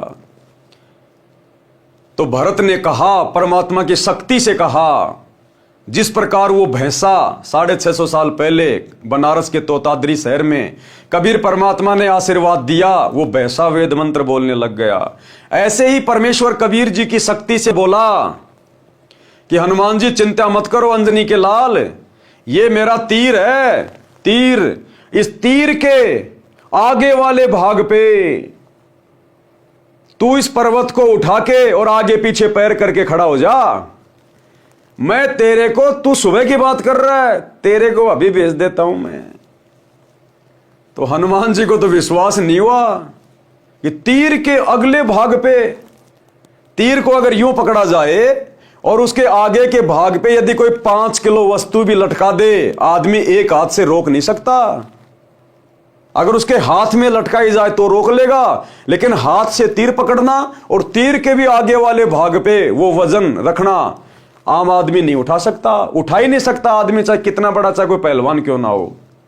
और द्रोणागिरी पहाड़, अरबों खरबों टन वजन, साथ में हनुमान जी भी पूरा टकट्टा पहलवान। और तीर के अगले भाग के ऊपर हनुमान जी को बैठा दिया, नीचे जमीन पे तीर रख के, और हनुमान जी पहाड़ को लेके यूं खड़े हो गए। और लक्ष्मण के रूप में कबीर भगवान सतगुरु रामपाल जी ने एक हाथ से वो तीर उठाया यूं, और जैसे मारने लगा उसी समय हनुमान जी बोला, बस बस भाई साहब, बस बस बस बस, आपने मेरी आंखें खोल दी। मैं तो आपकी परीक्षा ले रहा था, मेरे को तो विश्वास नहीं हो रहा था, क्योंकि आपके दोनों भाई आपकी शक्ति के विषय में आपकी प्रशंसा किया करते थे। अरे जब आपने मुझ हनुमान सहित द्रोणागिरी पहाड़ को अपने तीर पे जमीन से अपनी छाती तक उठा लिया, तो भाई आप तो भेज भी सकते हो। तो उसी समय हनुमान जी राम रमी करके फिर आगे को चल पड़े।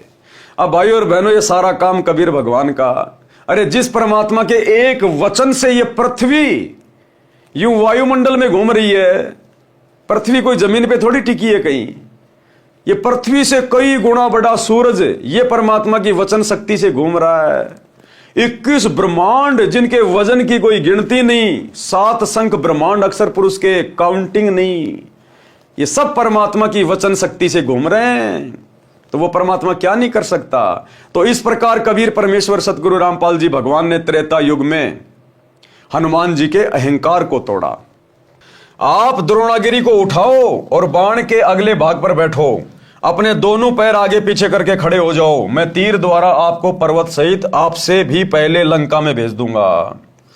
हनुमान जी को अपनी शक्ति पर अत्यधिक गर्व था, यानी घमंड था।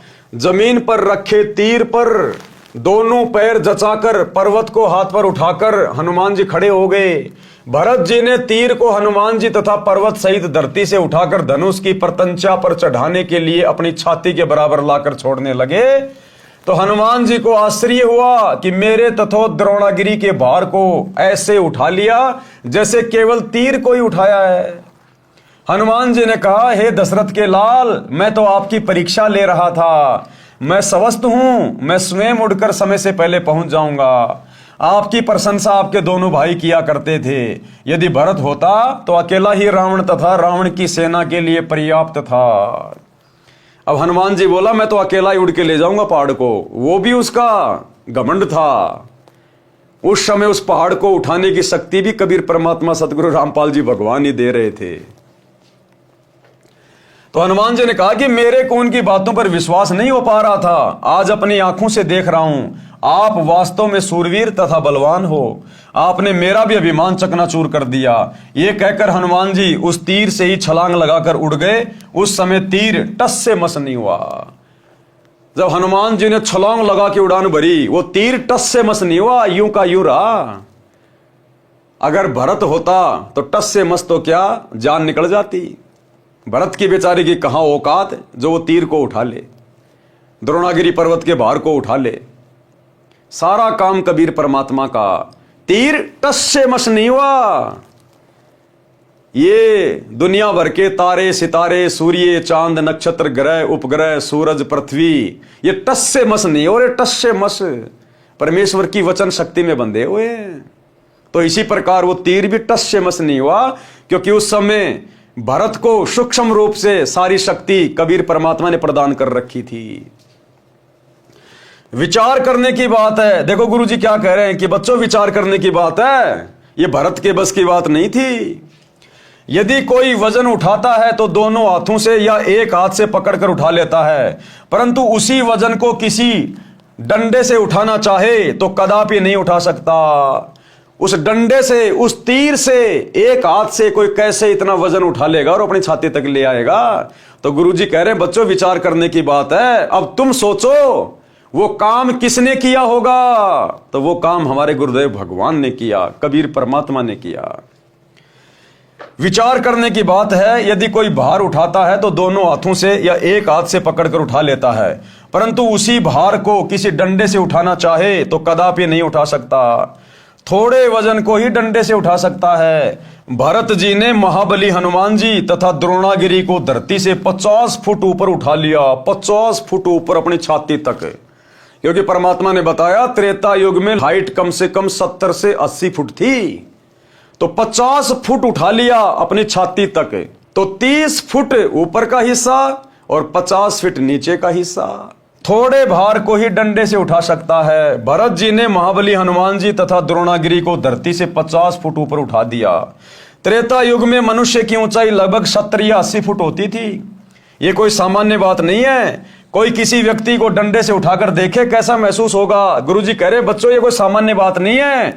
अर्थात तुम विचार करो ये खेल किसने खेला? ये खेल तुम्हारे गुरुजी ने खेला, इस कबीर भगवान ने खेला।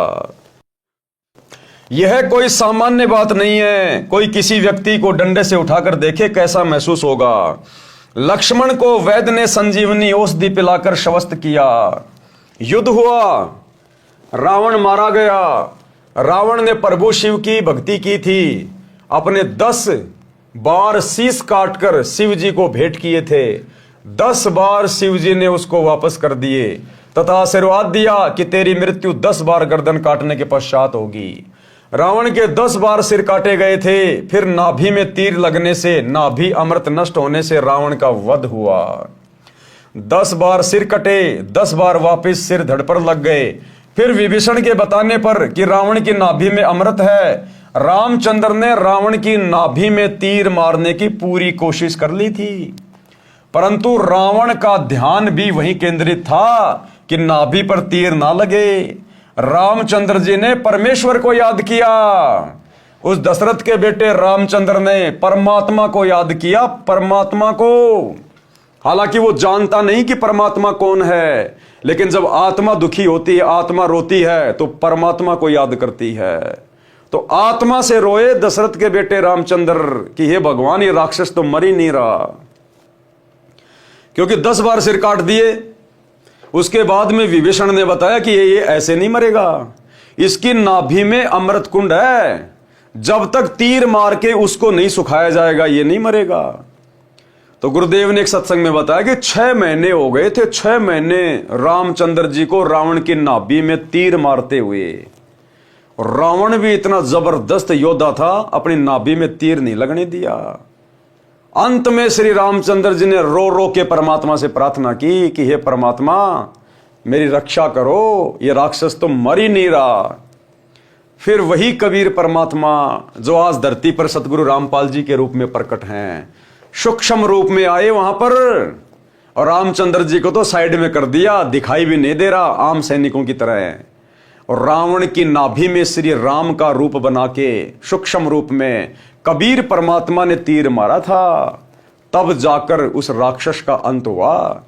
सुनिए गुरुदेव के मुख कमल से, आदरणीय गरीबदास जी के अमर ग्रंथ की वाणी से। और फिर ये भी कहा परमात्मा ने कि हमने ही रावण को मारा। काफी दिन हो गए थे युद्ध होते ने, रावण श्री रामचंद्र जी पर मरा नहीं था। तब परमेश्वर कहते हमने ही उसे राम को के माध्यम से, यानी उसका हमने तीर ठोका उसका, और मारता दिखा श्री राम, निशाना हमने साधा था उसका, तब वो रावण मरा था। क्या बताते हैं,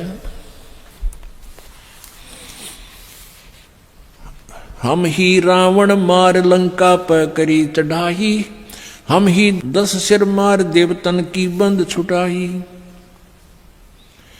हम ही राम रहीम करीम पूर्ण करतारा, हम ही बांधे सेतु चढ़े संग पद्म 18। हमने ही उस सेतु यानी पुल को हमने ही बांधा था अपनी शक्ति से। तो भाई और बहनों, इस सृष्टि में एकमात्र सर्वशक्तिमान परमात्मा, एकमात्र समर्थ परमात्मा, अविनाशी, जो इन आत्माओं के भी सारे कार्य सिद्ध करता है, केवल यही कबीर परमात्मा सतगुरु रामपाल जी भगवान है। रामचंद्र जी ने परमेश्वर को याद किया कि इस राक्षस को मारो, मेरी सहायता करो। हे महादेव, हे देवों के देव, हे महाप्रभु, मेरी सहायता करो। आपकी बेटी सीता महाकष्ट में है, आपके बच्चे 33 करोड़ देवता भी इसी राक्षस ने जेल में डाल रखे हैं। परमेश्वर कबीर जी ने उसी समय गुप्त रूप में रामचंद्र के हाथों पर अपने सूक्ष्म हाथ रखे। जिस प्रकार द्रोणागिरी पहाड़ उठाते समय सूक्ष्म रूप में हनुमान जी के हाथों पे अपने हाथ रखे और द्रोणागिरी पहाड़ को उठाया, इसी प्रकार सूक्ष्म रूप में रामचंद्र जी के हाथों पर अपने हाथ रखे। अब लोगों को तो तीर मारता हुआ रामचंद्र दिखाई दे रहा है और सारा खेल खेल रहे थे कबीर परमात्मा सतगुरु रामपाल जी भगवान। तब जाकर वो राक्षस मरा। परमेश्वर कबीर जी ने उसी समय गुप्त रूप में रामचंद्र के हाथों पर अपने सूक्ष्म रूप में हाथ रखे और तीर रावण की नाभि में मारा, तब रावण मरा। अब भाई और बहनों, आप कहोगे भाई परमात्मा ने क्यों मारा रावण को? रामचंद्र जी ने तो नाम ही नहीं ले रखा था, वो तो भगत ही नहीं था। भाई देखो, त्रेता युग में प्रहलाद ने कौन सा नाम ले रखा था जो परमात्मा ने नरसिंह रूप धारण करके उसकी रक्षा की? परमात्मा कहते हैं चाहे कोई भी आत्मा हो, किसी भी योनि में हो, यदि किसी जन्म में उसके द्वारा की गई भक्ति का पुण्य मौजूद है, यदि भक्ति धन है, और यदि वो आत्मा किसी कष्ट में होती है, परेशानी में होती है और हृदय से पुकार करती है, तो परमात्मा चाहे वो किसी भी योनि में क्यों ना है, परमात्मा उसकी रक्षा अवश्य करता है। जिस प्रकार महाभारत के युद्ध में टटीरी पक्षी के अंडों की रक्षा उसकी पुकार पर परमात्मा ने इंद्र के हाथी का घंटाड़ा तोड़ के की। अब बताओ, वो टटीरी पक्षी, उसको तो पता भी नहीं भगवान कौन है, राम कौन है, श्री कृष्ण कौन है, कबीर जी कौन है। उसने तो आत्मा से पुकार की थी अपने अंडों की रक्षा के लिए। तो वो जो टटीरी पक्षी थी, किसी जन्म में वो कबीर भगवान सतगुरु रामपाल जी की भगत थी, लेकिन मर्यादा में रही नहीं, थोड़े दिन भक्ति की और फिर बैठ गई। उस भक्ति के प्रतिफल में परमात्मा ने उसके बच्चों की रक्षा की। तो इस प्रकार ये परमात्मा रक्षा करता है, चाहे राम हो, चाहे कृष्ण हो, चाहे कोई अन्य 84 लाख योनियों में कोई पशु पक्षी हो।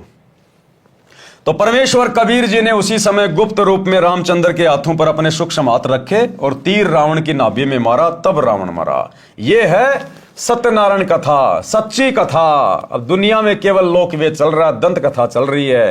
राम ने रावण मार दिया, राम ने रावण मार दिया। राम ने कुछ नहीं मारा, राम खुद मर गया अंत में सरयू नदी में डूब के। राम ने किसी को नहीं मारा।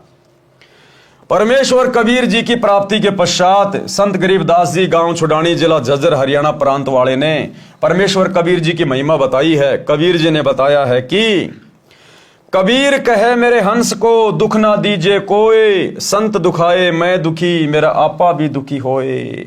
अब ये रामचंद्र किसी जन्म की इस कबीर परमात्मा सतगुरु रामपाल जी भगवान की अच्छी आत्मा थी। जब ये परमात्मा संत रूप में धरती पे आता है तो ये रामचंद्र वाली आत्मा उनकी शरण में थी। थोड़े बहुत दिन भक्ति की, फिर छोड़ छाड़ के भाग गया, लोकलाज में आके, दबाव में आके, जो भी कारण बना होगा। लेकिन वो भक्ति धन है। उस भक्ति के प्रतिफल में परमात्मा ने फिर जाकर उसकी सहायता की, क्योंकि परमात्मा के हंस को वहां दुखी किया जा रहा था, श्री रामचंद्र जी को। तो परमेश्वर फिर उसकी रक्षा के लिए आता ही आता है। पहुंचूंगा क्षण एक में जन अपने के काज, यानी अगर मेरे भगत के ऊपर कहीं भी कोई आपत्ति आएगी, दुख होगा, परेशानी होगी, तो परमात्मा कहते हैं एक क्षण में अपने भगत के लिए वहां पहुंच जाऊंगा मैं। 33 कोटि की बंद छुटाई रावण मार्या खेत, जो मेरे संत को दुखी करे वाका खोऊं वंश। हिरणाकुश उदर उदारिया मैं ही मार्या कंस, राम कृष्ण कबीर के शहजादे भक्ति हेत भये पियादे। भावार्थ, संत गरीबदास जी ने बताया है कि श्री रामचंद्र जी व श्री कृष्ण जी की सहायता उनके शुभ कर्मों के परिणाम स्वरूप कबीर जी ने की थी, क्योंकि श्री राम तथा श्री कृष्ण जी भी तो उसी सम्राट कबीर के शहजादे यानी राजकुमार हैं, अर्थात परमात्मा कबीर जी के सब जीव हैं। और राम कृष्ण यानी विष्णु तो अच्छी आत्मा है, उनकी भी रक्षा वही परमेश्वर कबीर जी करते हैं। वे जनता को सावधान करते हैं कि मेरे साधक को कोई कष्ट ना दे, भगत के कष्ट से मैं दुखी होता हूं, मैं अपने भगत की रक्षा करने के लिए एक क्षण यानी सेकंड में पहुंच जाऊंगा। इसी कारण जब श्री रामचंद्र से रावण नहीं मर रहा था तो गुप्त रूप में मैंने राम का हाथ पकड़कर रावण की नाभि में तीर मारा। क्या कह रहे हैं गुरुदेव? मैंने राम का हाथ पकड़कर रावण की नाभि में तीर मारा। रावण नहीं मर रहा था तो गुप्त रूप में मैंने राम का हाथ पकड़कर रावण की नाभि में तीर मारा था, जिससे रावण की मृत्यु हुई। राम की सेना को बल दिया यानी हिम्मत दी, परमात्मा ने शक्ति दी रामचंद्र जी की सेना को और हौसला दिया। इसी प्रकार कृष्ण की सहायता करके कंस को मैंने ही मारा था। कंस को किसने मारा था? श्री कृष्ण जी के रूप में, सूक्ष्म रूप में इसी कबीर भगवान सतगुरु रामपाल जी ने वध किया था। अन्यथा जिस समय श्री कृष्ण ने कंस को मारा था, कंस कितना शक्तिशाली था और श्री कृष्ण जी तो 12-13 साल का बच्चा था उस समय। अब बताओ बच्चा कैसे मार देता उसको?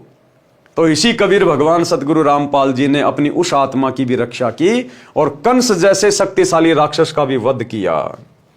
इसी प्रकार कृष्ण की सहायता करके कंस को मैंने ही मारा था। जो मेरे भक्तों को सताएगा उसका कुल नाश कर दूंगा, यानी उसके खानदान को समाप्त कर दूंगा।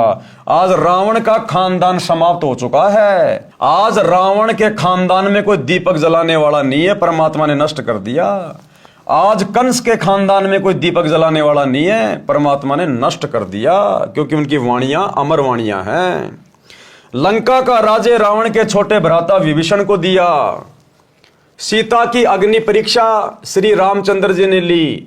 यदि रावण ने सीता मिलन किया है तो अग्नि में जलकर मर जाएगी, यदि सीता पाक साफ है तो अग्नि में नहीं जलेगी। सीता जी अग्नि में नहीं जली। उपस्थित लाखों व्यक्तियों ने सीता माता की जय बुलाई।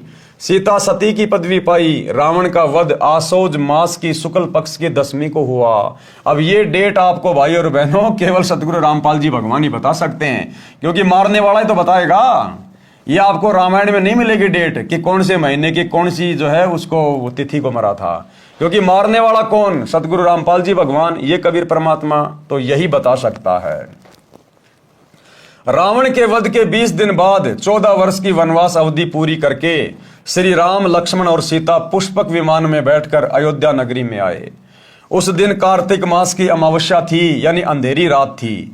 उस काली अमावस्या को गाय के घी के दीप अपने अपने घरों के अंदर तथा ऊपर मंडेरों पर जलाकर श्री राम, सीता तथा लक्ष्मण के आगमन की खुशी मनाई। भरत ने अपने भाई श्री रामचंद्र जी को राज्य लौटा दिया। एक दिन श्री रामचंद्र जी से सीता ने कहा कि मैं युद्ध में लड़ने वाले योद्धाओं को कुछ इनाम देना चाहती हूं। इनाम में सीता जी ने हनुमान जी को अपने गले से सच्चे मोतियों की माला निकालकर दे दी तथा कहा, हे हनुमान, ये अनमोल उपहार मैं आपको दे रही हूं, बहुत संभाल कर रखना। हनुमान जी ने उस माला का मोती तोड़ा, फिर फोड़ा, फिर दूसरा। देखते देखते सब मोती फोड़ फोड़ कर जमीन पर फेंक दिए। यानी हमारे आजकल के जो भाई बहन हैं, जो गुरुदेव के 30 साल तक इतने सत्संग सुनाने के बाद भी सोने चांदी पहनना नहीं छोड़ रहे, ये गहने पहनना नहीं छोड़ रहे, उनको शिक्षा लेनी चाहिए इस बात से। सीता जी ने हनुमान जी को अपने गले से सच्चे मोतियों की माला उतार कर दे दी उपहार के रूप में। हनुमान जी ने उस माला को फोड़ना शुरू कर दिया, तोड़ना शुरू कर दिया कि देखता हूं इनमें कहीं मेरे परमात्मा है या नहीं है। अगर मेरे भगवान इसमें नहीं है तो ये मेरे किसी काम की नहीं। इसी प्रकार आज गुरुदेव भगवान ने अपने सत्संगों में क्लियर कर दिया कि बच्चों, सोने में काल का निवास है और भक्तों ने सोना नहीं पहनना चाहिए, इसको तो घर में भी नहीं रखना चाहिए। उसके बावजूद भी सार नाम लेकर, सार शब्द लेकर भगत भाई बहन सोना चांदी पहनना नहीं छोड़ रहे, तो हम क्या सतलोक जाएंगे, क्या मुक्ति प्राप्त करेंगे? आप और हमसे तो हनुमान जी लाख गुना अच्छे भगत हैं। क्या किया हनुमान जी ने? उस माला का मोती तोड़ा, फिर फोड़ा, फिर दूसरा, देखते देखते सब मोती फोड़कर जमीन पर फेंक दिए। सीता जी को हनुमान जी का यह व्यवहार अच्छा नहीं लगा। क्रोध में भरकर कहने लगी कि हे मूर्ख, ये क्या कर दिया? ऐसे अनमोल माला का सर्वनाश कर दिया। तू वानर का वानर ही रहा, चला जा मेरी आंखों के सामने से। उस समय श्री रामचंद्र जी भी सीता जी के साथ ही सिंहासन पर विराजमान थे। अब जिस समय श्री हनुमान जी रामचंद्र जी के दूत बनकर लंका में गए और सीता जी का वो कंगन लेकर आए, खोज करके आए, तो क्या कहा था श्री रामचंद्र जी ने कि हे हनुमान, मैं तेरा ये उपकार कभी नहीं भूल पाऊंगा। अब देखना, भुला दिया उपकार को श्री रामचंद्र ने। जब सीता ने हनुमान को डांटा और ये शब्द कहे, जो शब्द यहां गुरुदेव लिख रहे हैं, क्योंकि ये परमात्मा है, इनसे कुछ भी छुपा हुआ नहीं है। सीता ने बिल्कुल ऐसा ही कहा कि चला जा मेरी आंखों से दूर, तू रहा बंदर का बंदर। इतनी अनमोल माला को तूने तोड़ दिया, फोड़ दिया। उस समय श्री रामचंद्र जी वहीं बैठे हुए थे। श्री रामचंद्र जी कुछ भी नहीं बोले और मुस्कुरा रहे थे। एक तरफ तो हनुमान जी की बेइज्जती हो रही है सभा में, उनको डांट पड़ रही है, और श्री रामचंद्र जी हंस रहे हैं, मुस्कुरा रहे हैं। तो इस प्रकार से हनुमान जी के उपकार का बदला चुकाया श्री रामचंद्र जी ने। उस समय श्री रामचंद्र जी भी वहीं पर विराजमान थे। उन्होंने भी हनुमान के इस व्यवहार को अच्छा नहीं माना और चुप रहे। हनुमान जी ने कहा, माता जी, जिस वस्तु में राम नाम अंकित नहीं है वह मेरे किसी काम की नहीं है। इसी प्रकार आज भगत भाई बहनों को ये सोने चांदी के आभूषण घर से बाहर फेंक देने चाहिए। फेंकने का मतलब है कहीं बेच बाच के पैसा अपने घर में काम में लो, परमात्मा की सेवा में लगाओ। क्या कहा हनुमान जी ने कि जिस माला में राम नाम नहीं है, मेरे रामचंद्र जी के दर्शन नहीं है, मेरे क्या काम की वो माला, तोड़ तोड़ के फेंक दी। तो बताओ भाई और बहनों, सोने चांदी में क्या आज? जबकि सोने में तो काल का निवास बता दिया गुरुदेव ने कि सोने में तो काल का निवास है, और स्पष्ट आदेश दे दिया गुरुदेव ने कि भक्तों ने सोना ना पहनना चाहिए, ना अपने घर में रखना चाहिए। और उसके बाद भी सतलोक आश्रमों से जुड़ी हमारी माता बहनें सोने को सजा के रखती हैं अपने नाक में, कान में, गले में, हर जगह। तो कहां समझे गुरु जी के ज्ञान को? 90% संगत जो सोना चांदी पहनती है वो तो अपने सिर पर, अपने शरीर पे काल को धारण करके घूम रही है और भक्ति कर रही है सत्य पुरुष की, और कह रहे हम सतलोक जाएंगे। गुरुदेव का आदेश सुन लो, छोटा सा सत्संग। भक्ति बिना क्या होते हैं ये भरम रहा संसारे, रति कंचन पाया नहीं रावण चलती बार। ओह, सर्व सोने की लंका थी, किसा को बद्दी था करके भक्ति सिद्धि प्राप्त, रिद्धि प्राप्त करके, और सोने की लंका जैसे हम गारा की ईंट पका के और मकान बनाते हैं, वो सोने की ईंट बना के, छोटी छोटी ईंटें होती थी पहले, और उनसे सोने ही की वो गारा बना के और महल बनवा रखे थे उसने। इतना धनी था। और आप दौरे मुश्किल से 50-20 ग्राम 20 तोले सोना होगा थर, बड़ा बड़ा सेठ होगा जिस पर 20-30-40 तोले सोना हो गया। कहते वो रति नहीं लेके गए, ग्राम भी नहीं ले जा सका, तुम कहां ले जा सकोगे? और के कला तोड़ दोगे 40 तोले सोने में? ये तो खाम खागा सर दर्द है। सोना तो घर में बना रखना चाहिए आपने, और ना इसको पहनना चाहिए। क्या फायदा कान में डाल लिया, कान नाक में डाल लिया, 36 पंगे कड़े बना लिए। परमात्मा ने इतना सुंदर शरीर दे रखे, इस पर आडंबर करने की कति जरूरत नहीं। इसे भगवान रुष्ट होता है। भगवान की भक्ति करें, चाहे किसा भी शरीर है, काला है, गोरा है, जैसा भी मालिक ने दिया है, इसमें हम परमात्मा पा सकते हैं। इस काया का गर्व ना करियो के काला के गोरा रे, और बिना भजन कुछ काम नहीं आवे, चाहे एतर छड़को चारों गोरा रे। तो पुण्यात्माओं धीरे धीरे, क्योंकि हम इतने इस सामाजिक माहौल में हम इतने गहरे चले गए कि वहां से वापस आना अपनी पटरी पे हमारे लिए कठिन हो रहा है। हम दलदल में धस गए, लेकिन परमात्मा का सहारा आपको एक क्रेन का काम करेगा। भाई और बहनों, इस सत्संग में गुरुदेव ने बिल्कुल क्लियर कर दिया कि जो सच्चा भगत होगा सोना पहनना तो दूर घर में भी नहीं रखेगा, इसमें काल का निवास है। तो हनुमान जी ने कहा, माता जी जिस वस्तु में राम नाम अंकित नहीं है वह मेरे किसी काम की नहीं। मैंने मोती फोड़कर देखे हैं, इनमें राम नाम नहीं निकला, इसलिए मेरे काम की नहीं है। सीता जी ने कहा, क्या तेरे शरीर में राम नाम लिखा है? अब सीता जी ने क्या कहा, क्या तेरे शरीर में राम का नाम लिखा हुआ है? अब हनुमान जी तो भाई हनुमान जी था, भगत था, बात सीने पे चोट कर गई और परमात्मा ने दिखाना था कि भगत कैसे होते हैं। क्या तेरे शरीर में राम नाम लिखा है? फिर इस शरीर को किस लिए साथ लिए है? इसको फेंक दे फाड़ कर। उसी समय हनुमान जी ने अपना सीना चाक यानी चीर कर दिखाया, उसमें राम नाम लिखा था। हनुमान जी उसी समय अयोध्या त्याग कर वहां से कहीं दूर चले गए। हनुमान जी ने देखा, ये तो नकली राम है, नकली, ये तो नकली राम सीता है, ये असली नहीं है। मैंने पूरा जीवन दांव पे लगा दिया इनकी सेवा में, और अंत में एक छोटी सी माला के कारण बड़ी सभा में मेरी बेइज्जती कर रहे हैं। उसी समय हनुमान जी नाराज होकर अयोध्या को छोड़कर चले गए थे।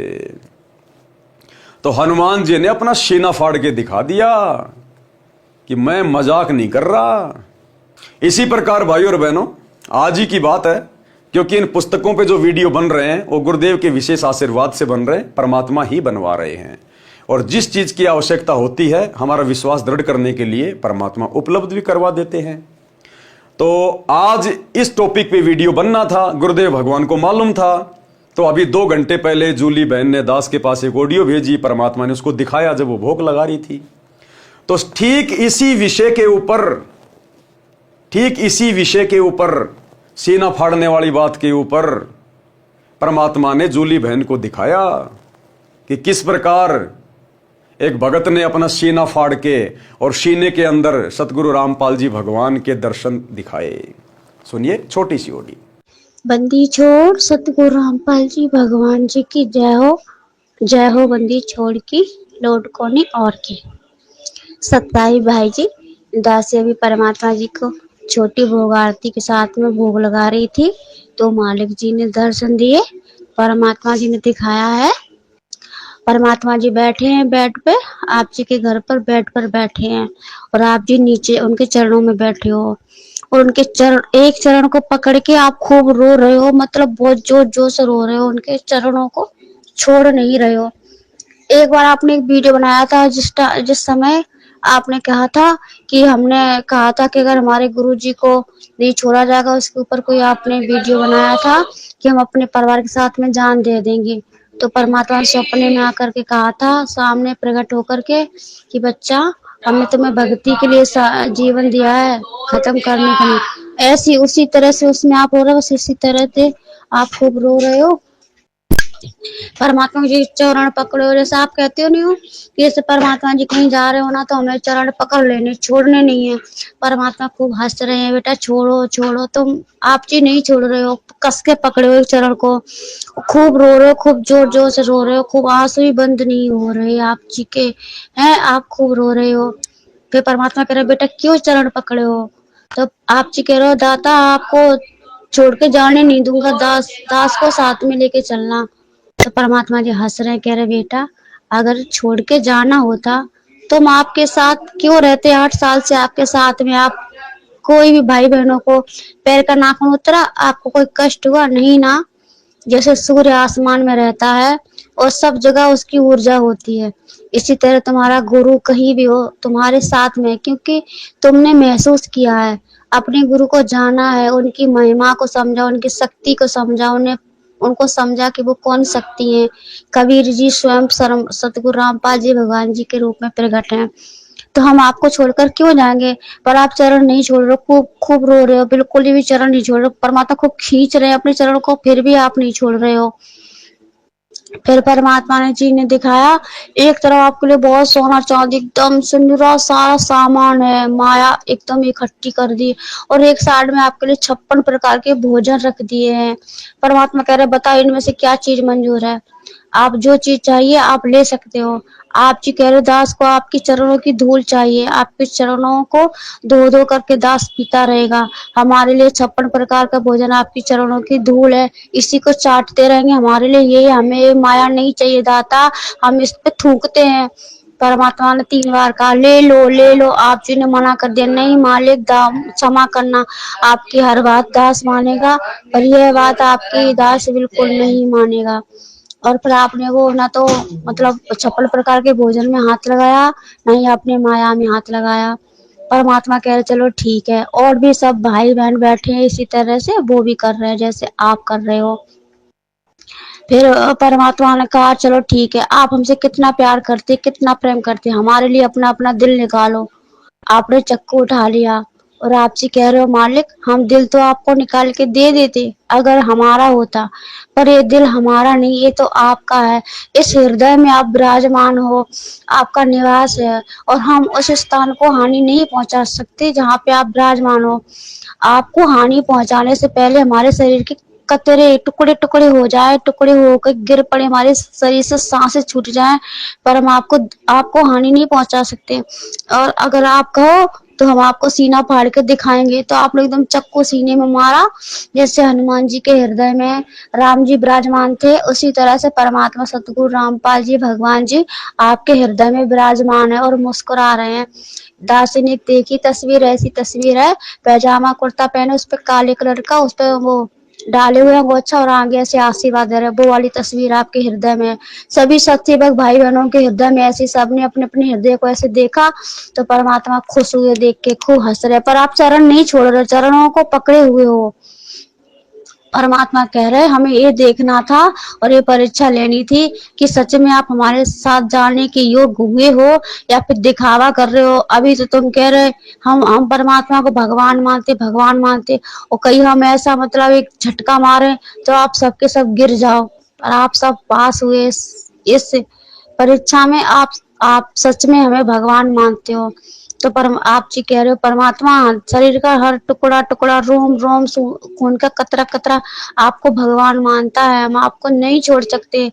कितने असंख्यों युग निकल गए भटकते भटकते, अब जाके आपने हम नीचों पे अपनी दया बख्शी, आपने पहचान कराई मेरे मालिक। हमारी तो क्या औकात, हम तो मिट्टी के पुतले हैं, आपकी दया कृपा से आपने अपनी पहचान कराई है मालिक, हम आपको नहीं छोड़ सकते। फिर परमात्मा जी कह रहे हैं कि आप जी चरण नहीं छोड़ोगे और हम चलेंगे तो हमारे साथ आप भी खचरोगे, तो आपको चोट लगेगी। तो आप जी कह रहे नहीं मालिक, अब भगवान के होते उनके भक्तों को कुछ चोट तो छू भी नहीं सकती, अगर हम आपके साथ खचरेंगे तो हमारे फूल जैसा शरीर होगा, फूल चुभेंगे, हमारे शरीर में मिट्टी नहीं चुभेगी। जिस स्थान पर आप अपने चरण रखते हो वो वहां पे मिट्टी कंकड़ नहीं होते, वो फूल बन जाता है, और फूल में चलने से कैसी चोट। पर आपने चरणों को छोड़ा नहीं और रोए जा रहे हो, रोए जा रहे हो। परमात्मा जी ताज लिए अपने हाथों में और आप जी को कह रहे बेटा ये ताज हम आपको पहनाएंगे। आप जी ने हाथ जोड़कर दंडवत प्रणाम करके आपने मना कर दिया कि हे परमात्मा इस दास को क्षमा करना, इस ताज के अधिकारी आप जी हो, ना कि ये दास, ये तो कुत्ता है, और हमारे ताज आपके चरणों की धूली इस दास के सर का ताज है। ये कह के परमात्मा ने कहा नहीं बेटा ये ताज हमने खासकर आपके लिए ही मंगाया है। तो आप जी ने कह दिया नहीं मालिक ये दास ये ताज नहीं पहन सकता। इतना कह के आपने परमात्मा जी के चरणों की धूल लेकर अपने सर पे डाल ली और बोले कि हे बंदी छोड़ मेरे परमपिता परमेश्वर, आपके चरणों की धूली इस दास के सर की ताज है। फिर परमात्मा इस बात से खूब खुश हुए और आपको सीने से लगा लिया। बस इतना ही परमात्मा ने दिखाया था। बंदी छोड़ सतगुरु रामपाल जी भगवान जी की जय हो। सीता जी ने कहा क्या तेरे शरीर में राम नाम लिखा है? फिर इस शरीर को किस लिए साथ लिए है? इसको फेंक दे फाड़ कर। उसी समय हनुमान जी ने अपना सीना चीर कर दिखाया, उसमें राम नाम लिखा था। हनुमान जी उसी समय अयोध्या त्याग कर वहां से कहीं दूर चले गए। श्री रामचंद्र जी अपनी अयोध्या नगरी की जनता के दुख दर्द जानने के लिए गुप्त रूप से रात्रि के समय वेश बदलकर घूमा करते थे। कुछ वर्ष उपरांत जब राजा रामचंद्र जी रात्रि में अयोध्या की गलियों में विचरण कर रहे थे, एक घर से ऊंची ऊंची आवाज आ रही थी। राजा रामचंद्र जी ने निकट जाकर वार्ता सुनी। एक धोबी की पत्नी झगड़ा करके घर से चली गई थी। वह 2-3 दिन अपनी बहन के घर रही, फिर लौट आई। धोबी उसकी पिटाई कर रहा था और कह रहा था कि निकल जा मेरे घर से, तू तो रात बाहर रह कर आई है, 2 रात बाहर रह के आई है, मैं तेरे को घर में नहीं रखूंगा, तू कलंकित है। वह कह रही थी, मुझे सौगंध भगवान की, सौगंध है राजा राम की, मैं पाक साफ हूं, आपने मारा तो मैं गुस्से से अपनी बहन के घर चली गई थी, मैं निर्दोष हूं। धोबी ने कहा, मैं दशरथ पुत्र रामचंद्र का बेटा नहीं हूं जो अपनी कलंकित पत्नी को घर ले आया है, जो वर्षों रावण के साथ रही थी। अयोध्या नगरी के सब लोग लुगाई चर्चा कर रहे हैं, क्या जीना है ऐसे व्यक्ति का जिसकी पत्नी अपवित्र हो गई हो। राजा राम ने धोबी के मुख से यह बात सुनी तो कानों में मानो गरम तेल डाल दिया हो। अगले दिन रामचंद्र जी ने सभा बुलाई तथा नगरी में चल रही चर्चा के विषय में बताया और कहा कि यह चर्चा तब बंद हो सकती है जब मैं सीता को घर से निकाल दूंगा। इसको कहते हैं लोक लाज। ये लोक लाज भक्ति मार्ग में, मोक्ष मार्ग में इतनी भयंकर चीज है, इतनी बड़ी बाधा है कि 3 लोक के भगवान भी लोक लाज से नहीं बच पाए। लोक लाज में आकर कि लोग मेरे बारे में क्या कह रहे हैं, मेरी बेइज्जती हो रही है प्रजा में, वो लोक लाज सहन नहीं हो पाई, अपनी निंदा सहन नहीं कर पाया श्री रामचंद्र। और अपनी गर्भवती औरत को जो कि अग्नि परीक्षा लेकर लाया था, मात्र लोकलाज में आकर और गर्भवती सीता को अयोध्या से जंगल में निकाल दिया। ये लोकलाज इतनी भयंकर बीमारी है। इसलिए गुरुदेव कहते हैं लोकलाज ना कीजिए, निर्भय हो रहिए, जो मन चावे राम को दाशा तंदरिए। कुलकर्णी के कारणे हंसा गया बिगोय, फिर यो कुल के कर लेगा जब तू 4 पाए का होए। तो भाइयों और बहनों, हमने लोकलाज को नहीं देखना, हमने समाज को नहीं देखना, कोई हमारी कितनी निंदा चुगली करे। हमें पता है, ज्ञान हमें दिया है गुरुदेव ने, हमें पता कि हम जिस मार्ग पे चल रहे हैं ये मोक्ष मार्ग है और काल इतनी आसानी से हमें मोक्ष प्राप्त नहीं करने देगा। वो हर प्रकार से हर बीमारी को हमारे पीछे लगाएगा। तो हमने समाज को नहीं देखना, रिश्तेदारों को नहीं देखना, भक्तिहीन लोगों की व्यर्थ की बातों को नहीं सुनना। वो भोगते रहेंगे जैसे हाथी चलता है, कुत्ते भोगते रहते हैं, हाथी परवाह भी नहीं करता। अगले दिन रामचंद्र जी ने सभा बुलाई तथा नगरी में चल रही चर्चा के विषय में बताया और कहा कि यह चर्चा तब बंद हो सकती है जब मैं सीता को घर से निकाल दूंगा। उसी समय सीता जी को सभा में बुलाया गया तथा घर से निकालने का आदेश दे दिया। अब बताओ, ये भाई बहन ब्याह शादी में 7 फेरे काटते हैं। 7 फेरों का क्या मतलब होता है? 7 जन्म में तेरा साथ निभाऊंगा। तुम्हारे श्री रामचंद्र जी ने तो नहीं निभाया, एक ही जन्म नहीं निभाया, उसी जन्म में सीता जी को छोड़ दिया। तुम कहां से 7 जन्म निभाओगे? तो ये भी एक काल का बंधन है।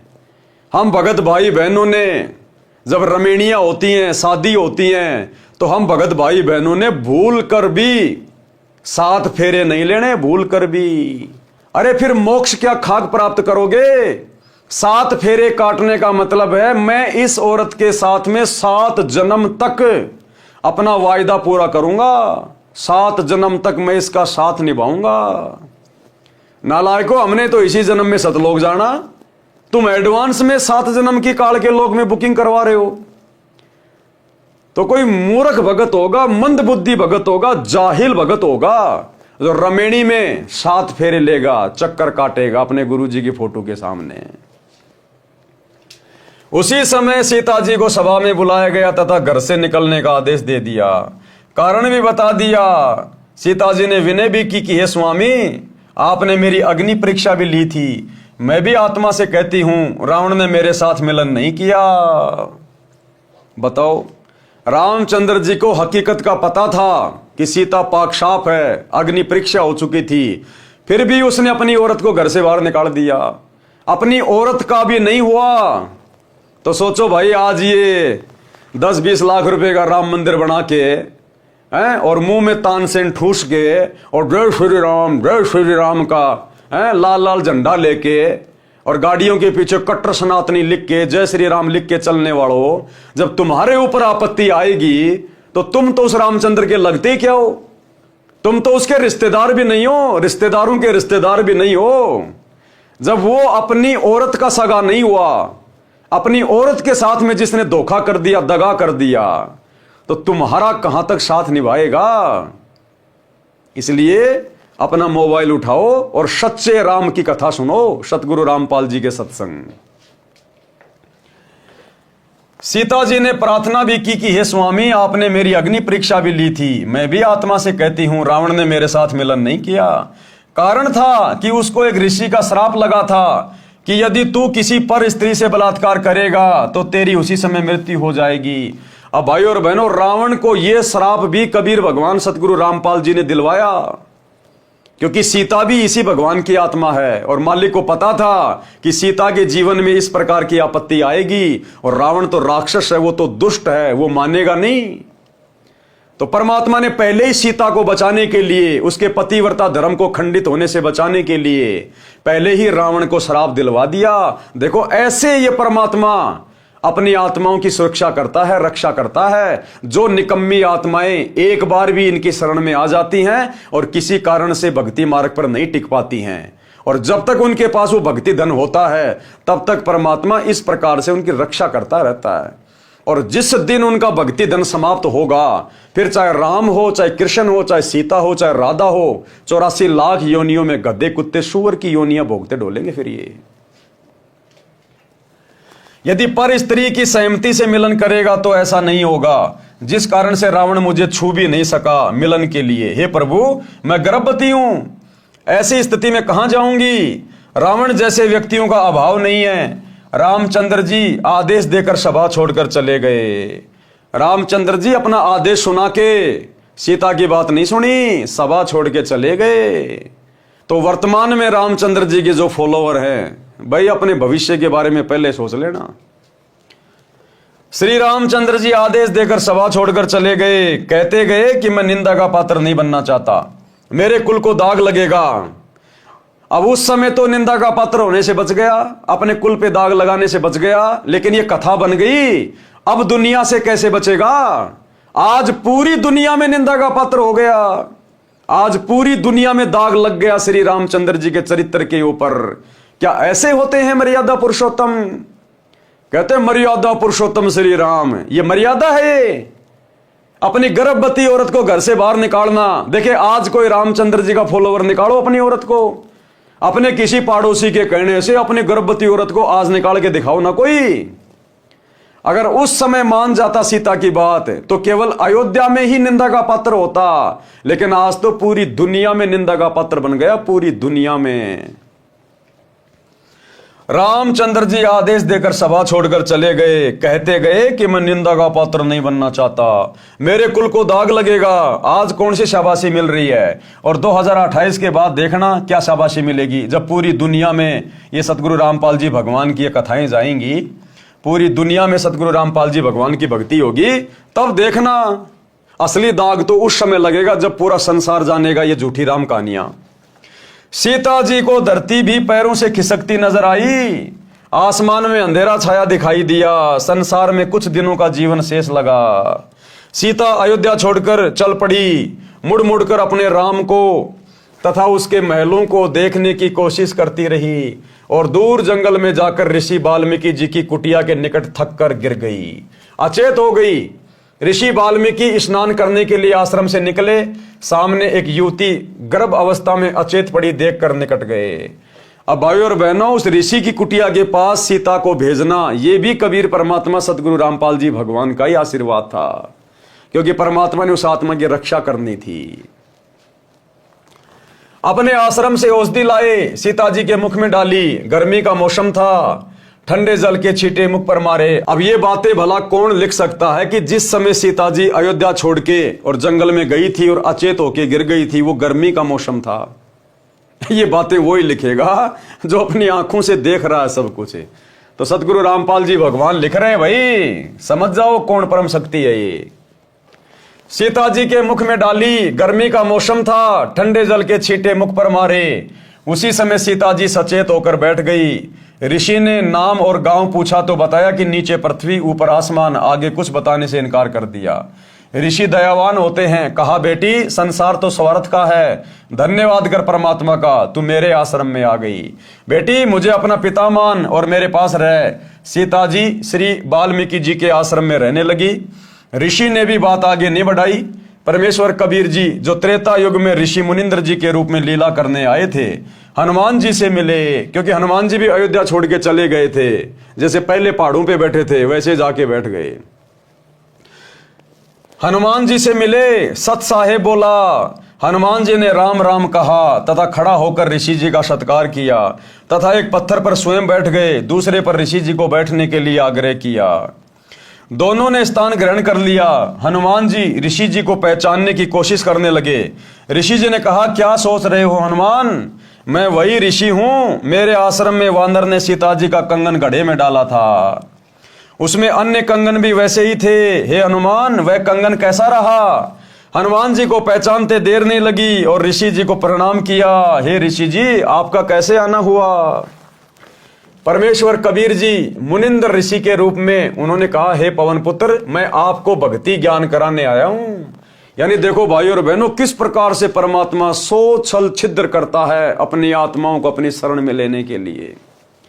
शुरुआत में धर्मदास जी ने क्या कहा कबीर परमात्मा को कि मैंने सुना है कि आपने त्रेता युग में हनुमान जी को भी अपने शरण में लिया था। हे भगवान वो तो रामचंद्र जी का वो तो कट्टर भगत था, उसको शरण में लेना तो सूर्य को पूर्व की बजाय पश्चिम से उदय करना है, आपने कैसे शरण में लिया उसको? तो ये सारा खेल खेला परमात्मा ने, सारा खेल खेला परमात्मा ने। सीता के द्वारा हनुमान जी को बेइज्जत करवाया इस कबीर भगवान ने, ताकि हनुमान जी वहां से खिन्न होकर नाराज होकर वहां से अयोध्या छोड़ के चल पड़े। क्योंकि उसी समय हनुमान जी कबीर परमात्मा मुनिंद्र जी की बातों पे यकीन कर सकते थे, उनकी बातें सुन सकते थे, सृष्टि रचना को सुन सकते थे। अयोध्या में यदि आराम से रहते, मौज मस्ती में रहते, सीता उनको कुछ ना बोलती, तो हनुमान जी के सिर से श्री रामचंद्र जी का भूत कभी भी नीचे नहीं उतरता और कभी भी वो परमात्मा की बातें नहीं सुनता। तो कहते सो छल छिद्र मैं करूं अपने जन के काज। तो कबीर परमात्मा ने सारा सब कुछ बता दिया, तो हनुमान जी को पहचानने में देर नहीं लगी। और क्या कहा फिर परमात्मा ने? मुनिंद्र ऋषि रूप में परमेश्वर कबीर जी ने कहा, हे पवन पुत्र मैं आपको भक्ति ज्ञान कराने आया हूं। आप जिस दशरथ पुत्र रामचंद्र की पूजा पूर्ण परमात्मा मानकर कर रहे हो, आप धोखे में हो। जो जन्मता मरता है वह पूर्ण परमात्मा नहीं हो सकता। क्या कह रहे हैं गुरुदेव? जो जन्मता मरता है वो पूर्ण परमात्मा नहीं हो सकता। इसलिए हम सत्सेवक भाई बहन बार बार कहते हैं कि भाई अपने गुरुजी सतगुरु रामपाल जी भगवान को जन्म और मरण में मानने वाला मूर्ख भगत है, मूर्ख है। खुद गुरुजी लिख रहे हैं कि जो जन्मता और मरता है वो पूर्ण परमात्मा नहीं हो सकता। तो ये लाखों की संगत जो सतलोक आश्रमों में आ रही है, जा रही है, ज्ञान को आधार बना नहीं रही। एक तरफ तो अपने गुरुजी को भगवान कहती है, भगवान कहती है, परमात्मा कहती है, और दूसरी तरफ 8 सितंबर को उनका जन्मदिन भी मनाती है। और गुरुजी कह रहे हैं जो जन्मता मरता है वो पूर्ण परमात्मा नहीं हो सकता। तो ये बात केवल सत्सेवकों के समझ में आई है, साथ संगति वाले भाई बहनों के। तभी तो अपने गुरुजी का प्रकट दिवस मनाते हैं, जन्मदिन नहीं मनाते। 8 सितंबर को सतगुरु प्रकट दिवस मनाते हैं। आप धोखे में हो। जो जन्मता मरता है वह पूर्ण परमात्मा नहीं हो सकता। पूर्ण परमात्मा तो अविनाशी है। क्या है? अविनाशी। और हम रोज संध्या आरती में अपने गुरुजी को अविनाशी कहते हैं। अवगुण किए घनेरे फिर भी भले बुरे हम थारे, और दास को जान के निपट नादान मोहे बख्श दियो अविनाशी। फिर भी ये लाखों की संगत सतलोक आश्रमों से जुड़ी हुई अपने गुरुजी को अविनाशी नहीं मानती, अपने गुरुजी को जन्म और मरण में मान रही है। पूर्ण परमात्मा तो अविनाशी है। हनुमान जी ने कहा, हे ऋषिवर मैं आपके वचनों से आहत होता हूं, यानी दुखी होता हूं, मेरी भावनाओं को चोट लगती है। आप अन्य विषय पर चर्चा करें। परमेश्वर कबीर जी ने कहा कि यदि कोई व्यक्ति गलत रास्ते पर जा रहा हो, वह उस रास्ते को ठीक मानकर चल रहा हो जो डाकुओं के डेरे में जा रहा है, यदि कोई सज्जन पुरुष उसको बताए कि जिस रास्ते पर आप जा रहे हो आपकी जान तथा माल को खतरा है, आगे डाकुओं का डेरा है, पहले मारते हैं फिर लूटते हैं, यदि वह व्यक्ति कहे कि आप मेरी भावनाओं को चोटिल कर रहे हो, यह कितना सत्य है। हनुमान जी चुप रहे परंतु मुस्कुराए, मानो कह रहे हो आप सत्य कहते हो। हनुमान जी के चेहरे पर शांति का चिन्ह देखकर परमेश्वर कबीर जी ने बताया कि श्री रामचंद्र जी श्री विष्णु जी के अवतार हैं। श्री विष्णु जी श्री ब्रह्मा जी तथा श्री शिव जी का पिता काल ब्रह्म है। इसी को ज्योति निरंजन भी कहते हैं। काल को इसकी गलती के कारण श्राप लगा है कि 1 लाख मानव शरीरधारी प्राणियों को प्रतिदिन खाया करेगा, 1.25 लाख प्रतिदिन उत्पन्न किया करेगा, जिस कारण से उसने अपने तीनों पुत्रों को एक एक विभाग का स्वामी बना रखा है। श्री ब्रह्मा जी रजोगुण है, जिसके प्रभाव से सभी प्राणी प्रेरित होकर संतान उत्पत्ति करते हैं, जिस कारण से ब्रह्मा को भूल से उत्पत्ति करता मान रखा है। उत्पत्ति करता तो पूर्ण परमात्मा है, ये पूर्ण परमात्मा। काल ने अपने दूसरे पुत्र विष्णु को कर्मानुसार पालन करने का विभाग दिया है। विष्णु शतोगुण है, काल ने तीसरे पुत्र शिव तमगुण को इन 1 लाख मानव शरीरधारी जीवों को मारकर उसके पास भेजने का विभाग दे रखा है। वह स्वयं अव्यक्त यानी गुप्त रहता है। आप देख रहे हो यहाँ कोई भी जीव अमर नहीं है, देवता भी मरते हैं, ब्रह्मा विष्णु शिव भी जन्मते मरते हैं, जो पूरी आयु जीते हैं। वृद्ध अवस्था भी सब में आती है। एक लोक ऐसा है जहां पर वृद्ध अवस्था तथा मरण नहीं है। वहां कोई रावण किसी की पत्नी का अपहरण नहीं करता। आपकी आंखों के सामने लंका में हुए राम रावण युद्ध में कितने व्यक्ति तथा अन्य प्राणी मारे गए एक सीता को छुड़ाने के लिए। आपने श्री रामचंद्र जी के लिए अपने प्राणों की बाजी लगाकर लंका को जलाया। रावण का भाई अहिरावण जो पाताल का राजा था, वह राम तथा लक्ष्मण का अपहरण करके ले गया, उनकी बलि देने वाला था। आप वहां गए और उन दोनों को जीवित लाए। आप ही बताएं, वे परमात्मा हैं। जिस समय नाग फांस शस्त्र के छोड़ने से सर्पों ने श्री राम तथा आप तथा सर्व सेना व लक्ष्मण तक को बांध दिया था, सर्प आप सबको जकड़े हुए थे, आप सब विवश थे। कुछ समय में आप सबको रावण की सेना आसानी से काट डालती। उस समय गरुड़ को पुकारा गया, उसने नागों को काटा, आप तथा रामचंद्र बंधन मुक्त हुए। यदि परमात्मा इतना विवश है कि अपना बंधन नहीं काट सकता, तो पुजारियों का क्या होगा, विचार करो। काटे बंधन विपत में कठिन कियो संग्राम, चीनो रे नर प्राणियों गरुड़ बड़ो या राम। शब्दार्थ, इस वाणी का शब्दार्थ ऊपर किया गया है। हनुमान जी ने कहा, ऋषि जी समुद्र पर पुल बनाना क्या आम आदमी का कार्य है? यह परमात्मा बिना नहीं बनाया जा सकता। अर्थात हनुमान जी कह रहे थे कि समुद्र पे पुल श्री रामचंद्र जी ने बना दिया, ये कोई सामान्य बात है क्या? क्या वो परमात्मा नहीं है? समुद्र पाट लंका गयो सीता को भरतार, अगस्त ऋषि सातु पिए इनमें कौन करतार। तो क्या कहा फिर परमात्मा ने, यदि आप समुद्र के ऊपर सेतु बनाने से श्री रामचंद्र जी को परमात्मा मानते हो, तो अगस्त ऋषि ने 7 सागरों को पी लिया था, इनमें कौन है परमात्मा? ऋषि मुनिंद्र जी ने बताया कि आप भूल गए क्या? एक ऋषि आए थे, उन्होंने एक पर्वत के पत्थरों को अपनी डंडी से रेखा खींचकर हल्का किया था, तब पत्थर तैरे थे, तब पुल बना था। रामचंद्र तो 3 दिन से रास्ता मांग रहे थे, समुद्र ने ही बताया था नल नील के विषय में। हनुमान जी ने कहा कि वह तो विश्वकर्मा जी थे जो वेश बदलकर श्री रामचंद्र जी के बुलाने पर आए थे। परमेश्वर कबीर जी ने कहा कि श्री विश्वकर्मा जी तो पुल का निर्माण कर सकता है, जल के ऊपर पत्थर नहीं तैरा सकता। नल नील के हाथों में शक्ति थी, उनके हाथों से डाली गई वस्तु जल के ऊपर तैरा करती थी। उस दिन उनमें अभिमान आ गया, उनकी शक्ति समाप्त हो गई थी, वह आशीर्वाद मेरा ही था। हनुमान जी ने कहा, क्या आप ऋषि मुनिंद्र जी हैं? फिर हनुमान जी को सब कुछ याद आ गया, बोला क्या आप वही मुनिंद्र ऋषि हैं? परमेश्वर जी ने कहा, हाँ। मुनिंद्र जी ने कहा कि आपने अपने प्राणों की परवाह ना करके राम जी के लिए क्या नहीं किया? जब सीता ने आपको अपशब्द कहे और घर छोड़ने को कहा, उस समय श्री राम वहीं विराजमान थे, एक शब्द भी नहीं कहा कि सीता ऐसा ना कर। पवन सुत अंदर से तो मान रहे थे, परंतु ऊपर से कह रहे थे कि ऋषि जी किसी की आलोचना नहीं करनी चाहिए। मुनिंदर जी ने कहा कि सत्य कहना आलोचना नहीं होती। यदि श्री रामचंद्र और सीता के अंदर अच्छे इंसान वाले गुण भी होते, अब भाइयों और बहनों भगवान की बातें तो बहुत दूर है, गुरुदेव ने स्पष्ट कर दिया उनमें तो एक अच्छे इंसान के भी गुण नहीं थे श्री राम और सीता में। अगर एक अच्छे इंसान के भी गुण होते तो हनुमान जी का जीवन भर उपकार नहीं भूलते, लेकिन बेचारी की बेइज्जती की वहां पर। तो क्या कह रहे हैं गुरुदेव, यदि श्री रामचंद्र और सीता के अंदर अच्छे इंसान वाले गुण भी होते तो भी आपका आजीवन एहसान मानते और अपने चरणों में रखते। आप तो उनके बिना जीना भी उचित नहीं मानते। और सुनो, आपके साथ जैसा व्यवहार किया उसका फल भी सीता तथा रामचंद्र जी को मिल गया, क्योंकि हनुमान जी को नहीं पता था कि मेरे आने के बाद में श्री राम ने सीता को जंगल में निकाल दिया है। तो परमात्मा ने बताई फिर वो बात मुनिंदर ऋषि रूप में कि जैसा व्यवहार श्री रामचंद्र ने और सीता ने तेरे साथ किया था ना, उसका फल भी उनको मिल गया, सीता को भी उसका फल मिल गया। कुछ वर्षों के पश्चात सीता को श्री राम ने घर से निकाल दिया। उस समय वह गर्भवती थी। ये सुनकर हनुमान जी की आंखों से आंसू निकल आए और ऋषि जी के चरणों में गिर गए, कुछ नहीं बोले।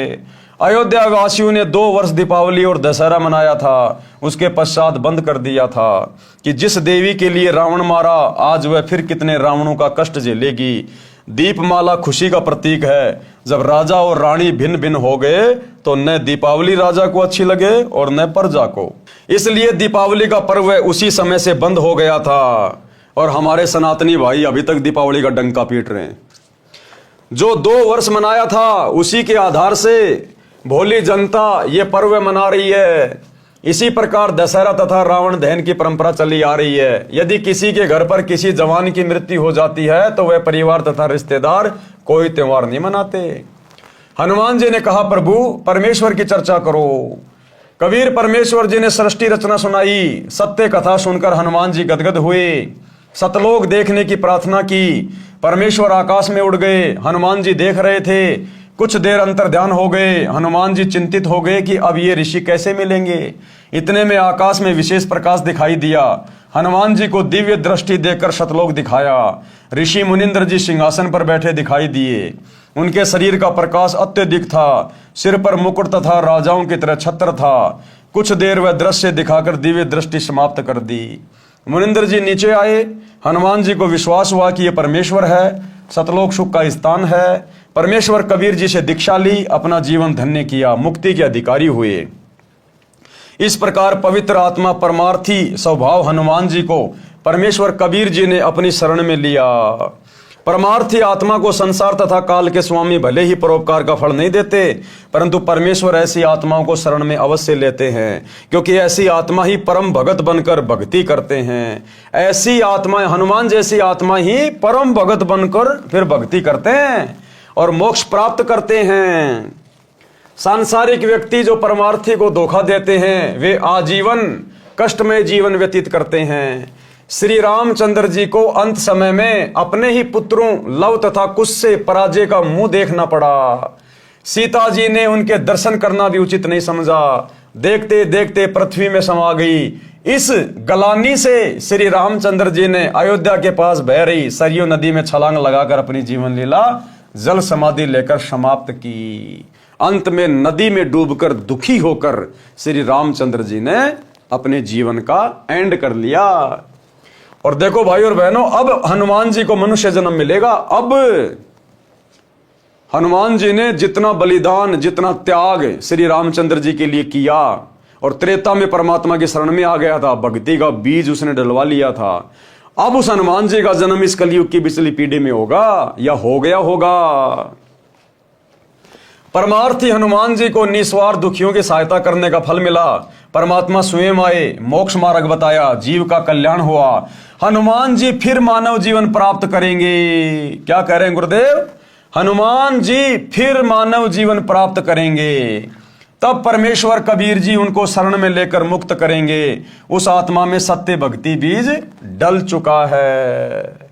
तो भाइयों और बहनों, कितनी अच्छी और अनमोल कथा और कितनी सटीक और संक्षेप में जानकारी, सत्य जानकारी गुरुदेव भगवान ने अपने कर कमल से इस पुस्तक में लिखकर हम तक पहुंचाई है। और वीडियो के माध्यम से हम सारी सच्चाई जान पा रहे हैं और हमारा विश्वास हमारे गुरुदेव भगवान के ऊपर दृढ़ होता जा रहा है। तो भाइयों और बहनों, इसी प्रकार से वीडियो बनते रहेंगे। आप जी वीडियो देखते रहिए। आगे का वीडियो कल रात्रि 8 बजे शुरू होगा। तब तक गुरुदेव भगवान हम सबको आज्ञा दें, इजाजत दें, सद्बुद्धि दें, आशीर्वाद दें। बंदी छोड़ सतगुरु रामपाल जी भगवान की जय हो।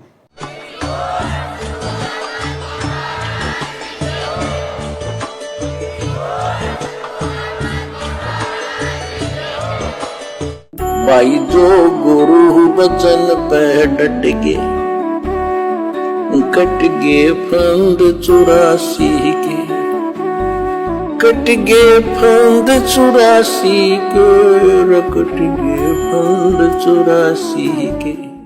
भाई जो गुरु बचन पे डट गे, कट गे फंद 84